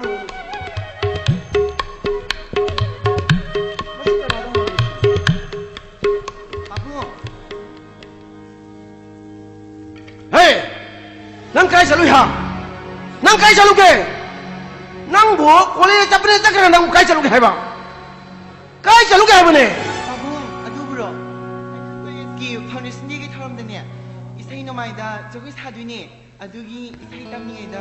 Khai thing to kai pabung. Noi college ki foundation dia da nang isai sakka dori ba. Satui ni. Hey, nang ba hira bro. Hairina. Hey, haira din he ipa gi mang nang sau sa. Ipa gi mang nang sau na. Kali ga kai bi pabung mang da sakpadi. Kari gi kai ri ba. Hey oi. Hayeng di miyama mang sakka dori ben. Ipa gi mang si dam to chau ne nang ba. Hayeng maya mang di ka sweet kai bi di. Pabung mang da ikai sai ba. Cha kaya ni yong he. Yong oi. Ipa chwe ngam do. Sim do ke sabi je. Chau ipa mang chau ne. Kai do pabung gi do. Pabung di mai bo ka mai nai ngun de isai tak pi doi ba. Hey, mai ba sa da ra ba su ipa se. Pa khang ngoi ne da. Isai ga yam salak ra po ne. Adu ta ni hey. Nama na ipa gi phiji pa ya na re se khang ra. Adudi pabung na isai sa hai bini nya sao sao ado isai show pabung na ne kra ตักปิ้วก็บอกบอก Ôi này ba ta kia để xấu này nàng bỏ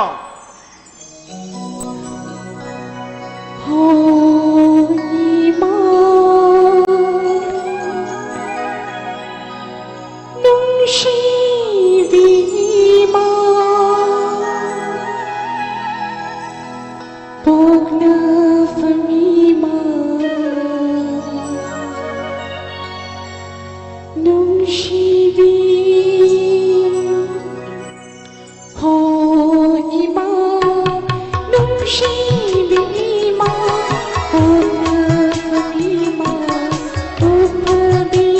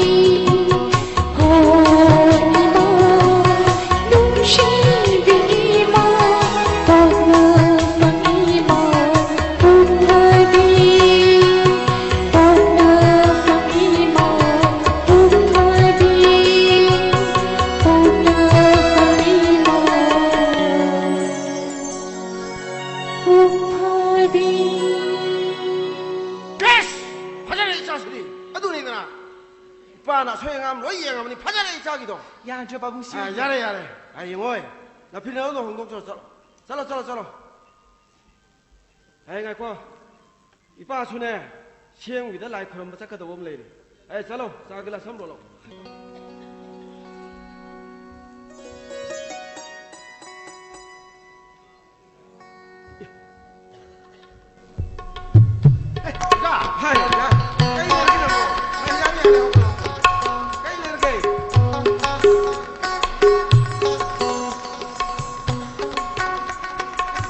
老心有。嘿，赶紧不下了去。老子老心有这个。老子老心有这。什么都不了这。哎，快点，我那个干着自己。我等一会儿我那看来。马云的巴西，新加坡新大不站的。Mananak pa, singgi mananak pa nupi, trabe nupi magnung sidara jane. Yum na thola ga sumang ngonde ka tathi taw ne taw bi ba. Man ngam ji ta he ta bi da ba phubi ba se bi taw ba se da. Ai ni na ta la ga ja mai ba. Akhoi nu pa sei na ngam na ba. Man tram da bi bi no ja mai ba. O ja mai ba gi sen phom do i wa ta bi je ge sin da. Adu ne ge ne hey. Adu di nang nu pa do ga pun lai khrum ma chang ni ne hey. Phare nu pa do pu je ke do ga nu pa do didi. Nu pa do didi samai na hai bi ro imung gi chau khan na ba imung yai khan na ba lai khrum ma ni. Hai do khum bi ro sin ne ba. Hai khum bi paro hai di. Nong ni le ge ma si pure. Para ga ne lai si phajana khrum thok ba di. Ma lu pa li sing ne ma si kalam me ko sa. Kalam ba ga yum he jo gi ba ga. Telephone to re ne ho ja. O ja mai ba. Mantra do pa le. Ha kan do ra ba. Wa khoi nu pa do ai gi. Iro je no bi sing ho le sak thong ge sin ni da. Ai yam pe le ja mai ba. Nunga la ga. Lupa lising na ta hapsa ge nang si nunga ba ga lupa lising na si. Thin mula ba ne ba. Adu gi paisa do ja ta kat lis. Hey, ngai kho ye. Nang ha wa la kai gi mo ma. Hing sha bi sang bu du bu. Hing sha bi sang ba gi ma thong ngam tong thok pha ga da bu du bu. Nang na maru ko khoi ji chom ra. As. Ha nang maru ko khoi chom ra ga. O ja. Ai je shiru bi halam ne no ja. Kari ge. Ai de o ja da gi hing sha bi sang mai mantra te tam ja ho dre do. Ai sub lai kai da ji mai ba sak ba kharau ba ai ma ming cha ga ka cha le dre do. Ai bi ha ko bu la ko de hai di de hai ning dam ne na. He ai lai ge lao ai chau ne do. Ka cha lu de do ja. Sa yi nu bi do na mi sha cha ge mi no nam ge ha. I roi cha ge chan cha ge la sa samu cha ge ba ge lai do. Ai se tong phum khang de pha pha lai ga man mong kha lai. Ma do pha hai do yi ga di. O ja ai thu yi chu ma do ma yaw ro mi ne yo ja. Mi na ngao lo phai na di maru ko lo pha ba ne hai de khang ning ning ching le lo ja. He maru ko thu an maru ji. He ko ne no ja. Ma do yi he ta hai ge la ko ja. Ja mi cha ge lo hai ge lai do ja. Hai ai se tong phum khang lo ja. Ma do yi si. Wa ka ji pha lo lai. Hai. San ngao lo ba di na reng hu lu phai. Ma do mi do di na reng hu ja da ni na. He na si ga hu lu no. Na si ga hu du ne no ja. Na si ga hu lu di na sai gi lu ko di he la ko na mo ko hen ge lai ne ho ja. Hai cái lắc đi mà cái nụ pa mà bung mà pa lấy cái mẹ am tôi hết ngang khăn này cái mai bữa mà xem mà hát là xem mà phụ tôi xem cái này nó xem hai bữa ta nông ngay nông sẽ làm cái ngay đâu ra ai khăng này nín này hai nông ngay nông sẽ thuần là cái gì ngay đi lẩu nó phá bên này nín này mà có ai phun à hai bé mà mi xin mà ta đây hai ngay chỉ nó lẩu rồi nè mỗi màu tôi hai màu tôi ngay đi lẩu nó phá lẩu phụ tôi lấy khu ba ta phá bên này thì sai cái hình trái bị sinh mình nó bị đồ nó đâu quay đồ nó đâu phun học cái là ta lẩu phá lẩu cha tiếng gì mà 아주 방각이 있는 거다. 방각이 되지 마. 그래 내가. 노르면은 락고. 노르면은 락고. 아이게도 그러게. 아이게도 그러게. 아이게도 그러게 하래 그래. 사이마도 봐. 아이고도 하게 또 뭐도. 이베마. 난 시루데 할아버지네. 해. 오자 마이비 하이만 뭐되게 난 힝어버리네. 오자 마이비 난 까부야 이거 내가 하이고 하는 거다. 아이 힝에는 좀 칼. 아이 하트들 나는 거자 마이바. 오자 마이 다 거기 칼라 있다 칼루래. 오자 마이 막 거기 막 등각 비면 우프라 또 구름 먹고 하니. 우프랑 아주 루파 사티를 수다 기다 또 해요. 사티 담소. 아자 이제 하시 마시디 도와 이제. 아이 힝어버리 제일 호그러게 애들 오자 이제 다 빠르가 싹 키워 놓자. 다 빠르 싹 키워. 아치고 잡아 15분 발로 이제 뚱뚱이 오자. Hey, ngai kho. Adu ga nang na ma kha lai kai gi mau ma chu. Ma khu dang tap pa ra ga lai ngi sil chum ra ha. 뭐 그냥 봐야 봐. 안강은 비신 좀 그냥 답답 봐야 라잉이 좀 말해봐. 까이노잖아 하비도 뭐. 까이노 봐잖아 하비도 뭐. 마이바 거기 그다음 봐야 라잉 그러디. 뭐이다 터기 그리 가로 머리 말봐. 대택 또 봐야도 레비 손한테. 수민이. 그다음 봐야 미훈지 그러디. 야 봐야 미훈지 그들어. 얘라. 거기 말이 또 통 그래요 자. 거기 그다음 그도 봐야 돼. 가인이 이다들 신다. 구당 바이비도 현도구나. 까나기 꼭참 라이미 노동 바나. 아때 아파기 바이비 야가.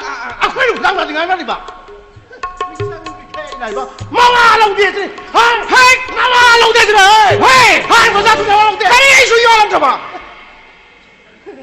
뭐자부터 몇 천디. 시까야 돼.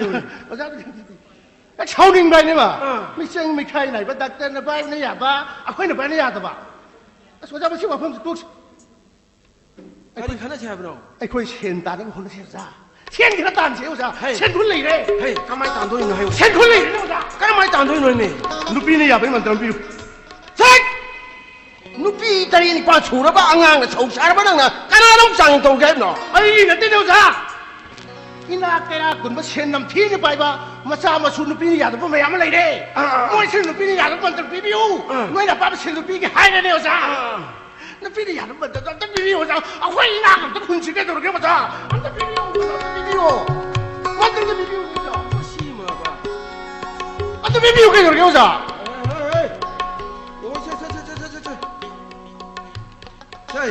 yung xe Labas yan, lấy ngay tara nga makon xe hindi yaw yung magkasi pa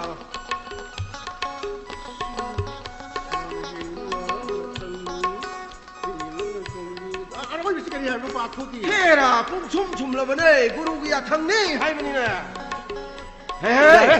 어차피 아또 어차피 지혜회나 장진 거부 맞답니다 레이도 또 그러나 그 뭐 아싸포 그 가라이 또 호이네 레이도 오래가나 레이도 손절로 아두가 만나도는 만남 고해나 말로나 아싸포도 오래가나 아싸포도 독 손절로 아두가 카라 비자로 해 아두가네 낭네 사가이나 다이 짜오바 마리 삼은 짜오 미드네 장인 떠우르고 영어에 낭부 간비가다 보면 팜드네 낭 장인 떠우다 보니 강아봐 어차 하이 또 그러자 아두가네 이빠수 시행위다 타우다우와 짝가다 보면 레이리 시행위다 시행위다 나 저는 비싸게라 삼로랄라게 난 할래라 먹고 아니 아코이 오자 시행된 타우도 그도 레이바 첸펌 뭔데 레이레세 아이 레이레 방법이나 첸시 오자도 딱 가다 빌레는 뭐 뿜무시 lâu 다네 이게 아빠 아잉디야 하이 낭니 코는 돈 봐봐 맞다 와도록 가자래 하이 Very nice. Saji hai. Yeah. 자 택시. Sa taxira. Hey. Hey. Mingdi ya ingmi sa dia sa bita re ha.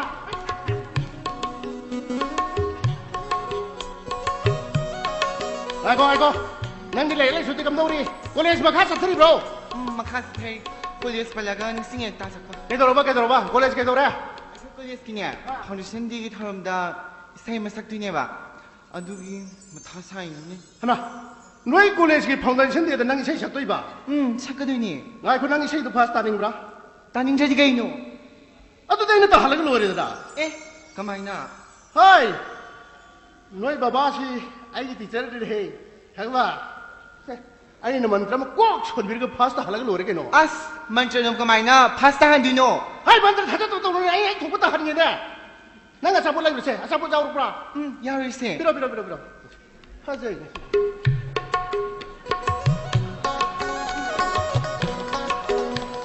nang bukan di pengambal jaga ada sanjeng tahu lagi haja mana ye bulan nak tahu kay na naman mo suy dubo tasak pa don't disturb me this is mantra your pasong this is mantra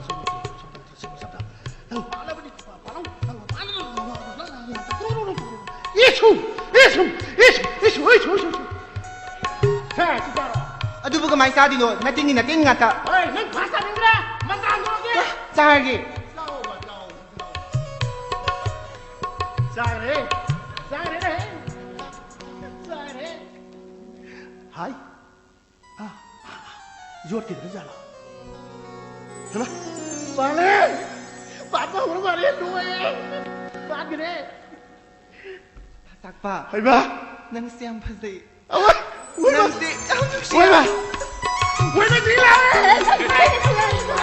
cái đó bây giờ iya mantra 장인 덕분에 mantra 장인 덕분에 ai nó cứ băng sủa hay tao gặp 보니 iya 아이씨 이 콩시다 신경을 얀 자보가 참 많아라 봐 신경을 얀이래 양이 좋아게 에이 뭐 신경이 타락이 뭐세 나 이거는 신경을 양것도 얌신이 좋아 그러게는 학문이 시부거리 가이렇게 아니 나 가에도 열어서 약비우 어자 가이도 에이 까리기로 나가 한잔 그럼 이제 까리기로 할래 까리기로 하면 한잔 거는 비시고 아이는 한 마카이 구름마도나 사드라마나 오자기 마품도 부름버기 스타일 ngasi기 구름리버 스타일 시나 마마hat 누파 마나 막구볼도 구름버기 스타일 나타 스타일 낭가시 초르삭게 보는 것이 강해 낭가시 초르삭게 마시 공군 늦게 따비다 마시 어이 아도디 와가지고 송황가 뭐해 까리기가 뭐이다 이봐 송황가 뭐해 까리기가 뭐이다 이놈 마시 공군 와자는 비비상 잔들도 야우리에 헤이 낭가시 강해 낭가시 룩kum낭 아바 만들어 마루들 록토기게 낭가시 산다게 보는 것이 강해 보는 것이 허이 낭나라 먹거라 만들 마루기 잔들도 야우디다 허이 아이야 비마 बता래 hai bima ai na tai saba matan saba na ngulo wala ke na tale mo mandra mato mandra maru lo thok chakre chakre 비오 나입니다. 깜짝하게 아이게 보이프렌드로 바보. 까리 보이프렌드 까리 마시 요래 요래 마시 너는 가자 찌르네 마시 시그레도 바보. 마시 강해 마시 헤이 나는 뭐야 걸리는 거야 바보.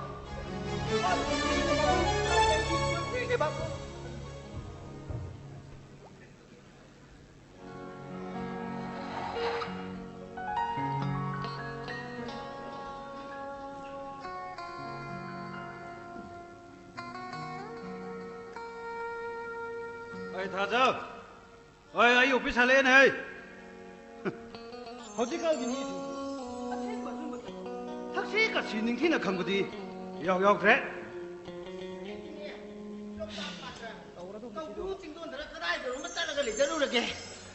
Karino, lấy mình nó ngoài tập cái gì yam ngoài khi ra này cô, mi hồi nó phát ngoài nó phát lực rồi đi, khi tác lấy bắt ra nó đi, ai thì dùng sẽ lấy bắt xuống ngang rồi, ơi, ai coi này dùng mà sẽ lấy bắt đầu cái đâu cái mà coi tạm mua, ai coi cái này bây dùng mình cổ xe, à tôi bỏ mà tôi dùng thua mà cả, ai coi à bà ra đó qua tới đó cái này nó lấy rồi gì, ai thì ngồi hát sẽ coi dùng sẽ lấy bà, ơi, bà đi xuống lấy, mà cha này bà ở lấy hạt nào.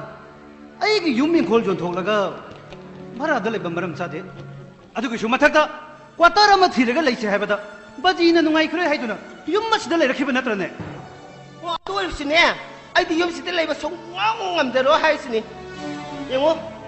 Nó nào nó bị làm hiện bị, à hiện được bị xe, à xin nè, dùng mà sẽ mai bà cái thằng mình nè, ngang xuống lại khuôn mi, ngang sai xuống khuôn khi bà nè, lại khuôn mình nè, ai coi khuôn đúng cái khuôn bà là xe.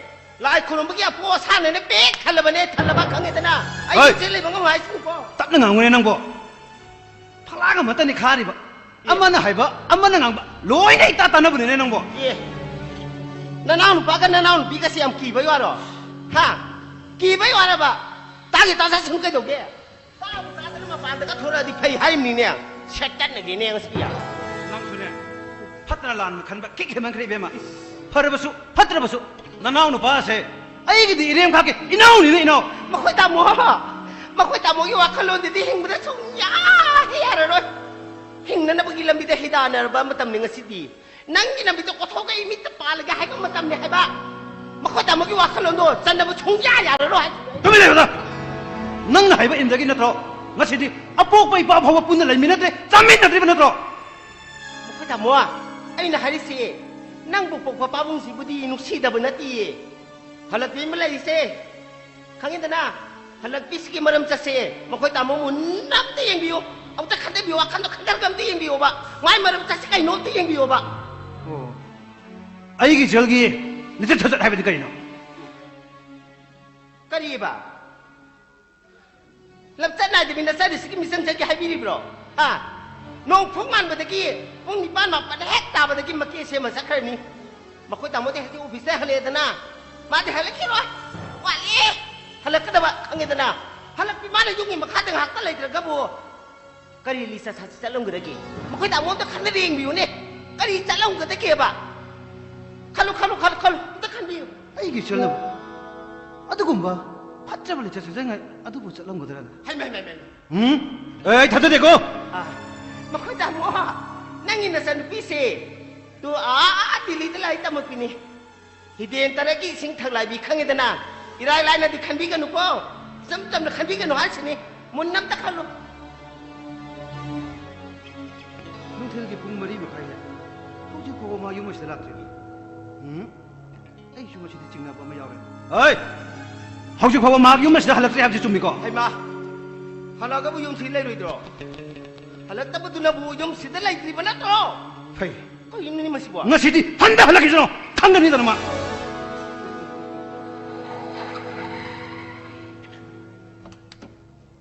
ma khoi ta mo yang bi om ta na san bi se bolero ahan ba ma ta ko nong phaw ko thilai sem ti yang bi mun nam ti bi mun nam ti bi hai ma ma thilai ba dai ba re si su atu pom ta na tin ma ya mi ni ma ya na san bi se chang ai tom ti yang bi pai dress ka sin nan dro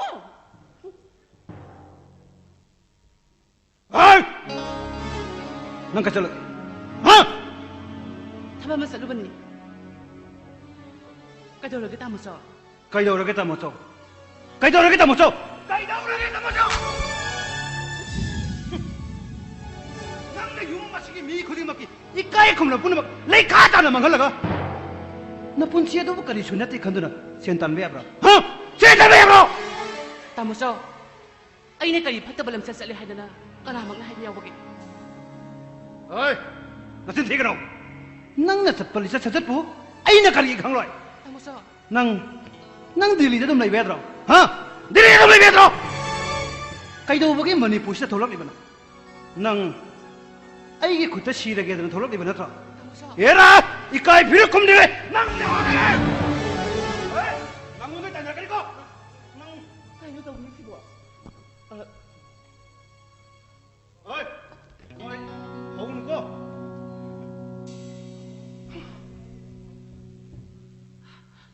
inama karigino akoi ta mo so nang si su ma sorry base na hak ti punamak loina khamam gani bima nang su ne na puro be lai ki da ba sahi mari ma pung pura phare na sang har phaje da ba su na te a mayang la ching mi la muslim la kana da no man ko kan thu ki be ya do na ko nama hai ma nang bu la sabi ni halak binati hai hai ri bro ha halak binak na yung ima kadang hak ta lai ta ba makai nu pa thi ba ko cha cha pa do me ai ti ki bu ki jai ne kai nu ina mana haibi ba wadu bo eh Delhi da Mumbai da Bangalore da mayang nu pa singa bar da jagoi samina ba thaban chongmina ba aduga restaurant da ing yaring mina ba do mafam sida di san di khangbra inama nupi khana phatabi maram si chumdabi odaga mapanda thaben khang tok don leibi lai su tamje don leibi manipur nupi khudima pu loina lana ubiba pok thok pudi chumdini inama hoi bi ma nang na ngangi bo wadu di ne ai koi sai da di ne hanje ngang na ro phang ga da ni khang da na mayang nu pa di thamu tham ko ne Nigeria gi negro nu pa na ma se ga nu sinaraga manau nu pi ga heng yarik min na bu ki pau phawa pau se da loi la pa khra ba ni khang da na inama manipur nupi na foreign country kaya da investigator scientist pilot oiba kaya ma siyauri makoi singa se ina mo ina khajoi su khambi suma bari khangjai bi mo khangjai sana khona ba art and culture da ai khoi gi manipur nupi singna ne malay se da sak takchar ba su ai khoi manipur nupi sing se ma palon da he chakhi ba ne ma sa gi identity culture amat ta ma sakhang khangi da na ai di mirang li se da bi thuina yaudi yaw da bu na ro ibi ma di yaw da bu na ro no phong nga ma da gi nu mi ta ba phaw ba yum gi ma kha da hak ta lai ta ba ma khai kaw tha ba gum chalu ri do nang na Delhi da gi ma pham sida lai se ngasi ni ni hum ni da ngaram khini manipur gi restaurant imphal sar gi gali ma sing su na khangam ni ni bi ma dia khoi bi ma lain ke sago ba mata ni hakku ma yawi ha do nang ning he nang ina ma oh ai hojik te wakhal lam sin jaba ngamjare ngasi tamo chongna igi mai da khupang na tha do na phuri badudi ina mana tamo chawda siran toran ba hu gam sin me gorang gani ibile yo nang adu mo asang tor kan khangi dana na koi ningon halak pi sing sina mau sing ta su aphat na khali sikari gino ha inama mathada ko ko masabu pamlaga macin na naksumi say saklaga masabot naman mangamlibi nupi uibi ay koise ngasi tay bang pansing mamani hanalibani ina mo si nupi ni mamani thamo yung dawa kan mun na kan taybiraga simbanduda ing thaba tap thaba minyong sigwahi amuk tangang utambiyo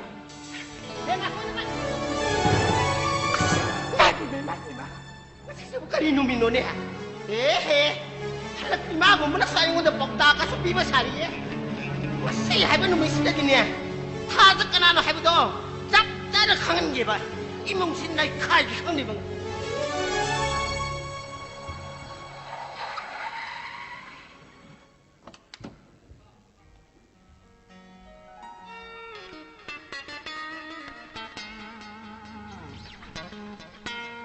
Karino ngasibi makhoi imungsi yamna ingchiida lan khaji punganglang hai isen nupi na office halakadar sina kaya wali jano yang malami he ai makhat sida sangtap ma tok chrisidi isen nupi na makhoi imungsi tongan jane habadu jumbada 야이 이산 누비는 동물이왜 용치시오 한꼬마 칼 아이 이봉아 까오바 아 마마 넌 라이브라 까리 레라 이봉아 아이 숨락지란 말이마 숨락브라 까리 레르게는 뭐 아 닝원 자꾸부 쓰고 실락되나 이산 누비기 닝원 자꾸부 보기 빠오 하이브 락세 보이나 하 이산 누비나 오피스 가바다 마콩원이 밤바 가리다 오피스 가바시 그야 누가르머레나 한덕기에 닝원 자꾸부시다디 아쿠이 바봉나 에스타라이올라 마콩머리 빠마마디 하피르니 해리 마두기 카르마마수 방게 항소나 하 나막락시 와두디 암파보와니 이봉아 아주 까오바 마마 닝원 자꾸보다 숨나다기 샥샤라 아마 하우마 사미나바 나타나 닝원 자꾸보기 밍다 아토에 헨 따나두를 람젠 따나두나 닝온 샤코부기 쿠돈 보탈 히다나 버세 마시 카르딜레 파레다 이거 그이로 마음 하비 마시디 자히기 문웅다 암딱 라고 자코부네 마붕 모빠싱나 마슨 마시기도 먹다 안넘바 통나 부독두나 마슨 마시기도 호나비기다버네 아두다 이 칸게 아이기선 피디 마탄다네 마기 닝바 통한다 봐야디 아이나 힌제리비시슈 이선 피기 와켄들이 아두 마마 마음이 시원나 공기 떼뻔나티 나선 나사기도 먹다 까리노 통나 부툭두나 넘너버 헌너비우 까이노 짝제라 아무 각덕이 오히려 그디 뭉띠기 아호 통가 짬이네 비야이나 안 감들어가 마모히 싹고 비로노 까이 깐다보다 아두 마마 마모기 슈 아 싹고 거기 포세이 레이나 봐 세레이 들가슈 아이코이 레이디 kaino hekta tanasi ai hongma mati hra tok jeki kaino ma 이봉아 까오바 이산 이샤기 샤코우보다 미원데기 루파마 니르가 샤코우보다 뭐 미샤가도 마마디나 틴해 주비 낭디아서 오상 마루바팡 얌 로이나 바니나 센자우 파이바 미싱가 로이나 티나 바니나 낭디 센기 아와라 팔레라 모이 하이바 이캉이 마마 어 아이시 센자우 파이바 싱글 로이나 이티나 하르시 아이 센자우 파이 하비시 슈 마마나 하나 캉비보 강이 마마 강이 아도 센자우 파이바 아서고 상싱가 로이나 이티나 이마코이 가투카란 이미오이니 하비시 마마나 문 강이 아 캉비요 둥다 마마 슈암나 까나발라그니 아도 마마 아 마카탕 부시다 답타이바 상탑시부 까나 그도부 여러 디리데 레키바 이샤누 피도 라이 이샤누 피가 이코에니 레이는 버탑탑 상탑니 짠 동안 잔을 해보부디 아이 이샤누 피나 하베데기 바우부디 따제리 아이디 이샤누 피시나 라랑거드라나 와락와티 몽게 푸게 세게 파박한 자루 아두부 이때 이뭐 이샤누 피기 말한디 이래 레름드레더라 아 딜리다 마마기 나사누 피마 할락비덕이 학간 장보다 이몽시 마신 핵다게 동안 자보 의비래 좀 있고 마마 까봐 마마 임다 샤가이 홍드나 마유 마카이 판 크라비 나세 누피다 아파파 뻑딱 비비두나 딱 비게들 하이라가 미기 이몽 마히랑은 바카비 카라 사바 미팅가이 오이버시 마땀 상에 세요lâm tadi intervene 타비우 그대로게 이거 마마 징미 있다 미에 코에 맞다니 이마 아마다기 마사네나 코이라우 랑내링이 땅두 레이타 바쁜 시바 버럭날 바 호너리베 이름 담마시다 마마기 나사싱가 미션 미카이 나르가 아이원도 와팅가 있다 한베그노 마마 따바다 나공 셰바까다 와니다 마 ngasi 파부 이만운가 아이기 이샤 닝원 캉데 비바 캉데 마코 이마컴다 아야산 미란 나이바 미행나 거기 기버데 아이 ngasi 파부들 레이트리나 아 얘한테봐 컨드브노로 나사누파 알라시나 거버맹기 오피셜 돌업 잡아모 해래 나사누파 돈바 아이기 세누파 말이 따따따따 라오바시나 이문 무시기 선보이샤드나 타박도 헐럼지부시부 마시부 미션니 카이나 비게 고담나더라 마마 미요이바이 거기 굿다 발리버 쿠샤 망아세 상바 띠엔바 빅바 차오바 칵 마나다버니 마마 마파 오이바 까나나 마샤싱부 아파바 람비드 셀하닝다바 아파바 미 오헤닝다바 까나 야오부게 아두부 마기 라이바 까타맘바 마기 호나 자만두디 마마 마파 오이바 싱기 호강나 띠네 붕어 오 강제래 똑비로 따닝제 마마게 누군가 받들어봐 와클론드네 아이기 세는 비도나네 인상대 곧 아무 파고 비슷하면 그이 실험다이 빠봐 락나게니 도나 마붕가 이기 이망다 와차크랍도 아 마마나 와라우데 굿바이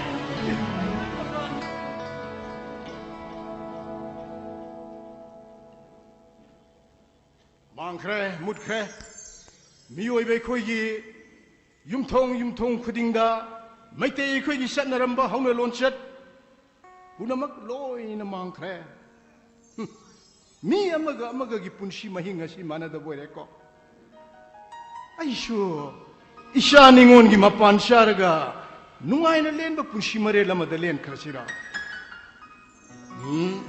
마두 야드리 이샤 누파 아니시기 칼라가 아이쇼 와라바슈 와나 마탐 카라디 렌 키바타이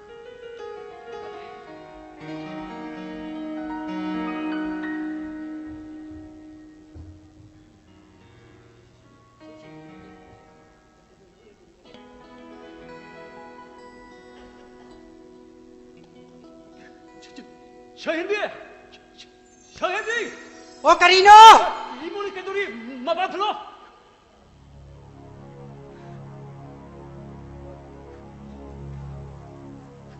하이, 아우래!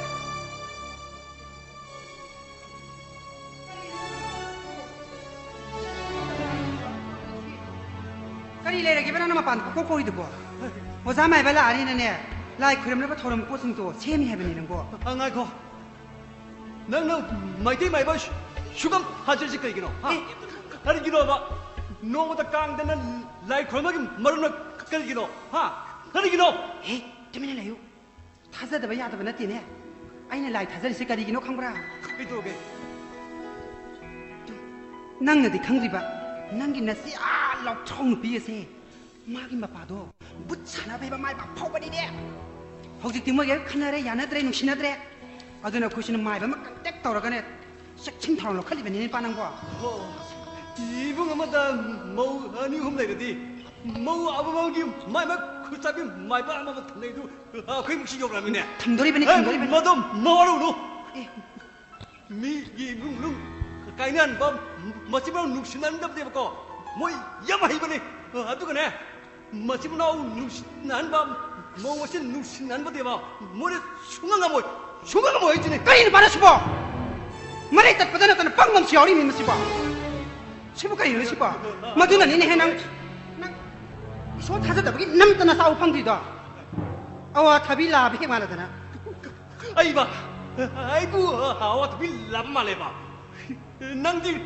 릴라긴 누비샤비 말레 누비샤비 까리야 아이부 수망릴라기 누비샤비 말레바 말레니 까야다 너네 아이부 수망릴라기 누비샤비 말레 해봐 따라버니나 아이 이엄마스 타독도는 싹하게고 아이 싹하자버니 그래 샥샥샥한 비나 아이기 눈빛네 라이 그rum버나 마기 못하네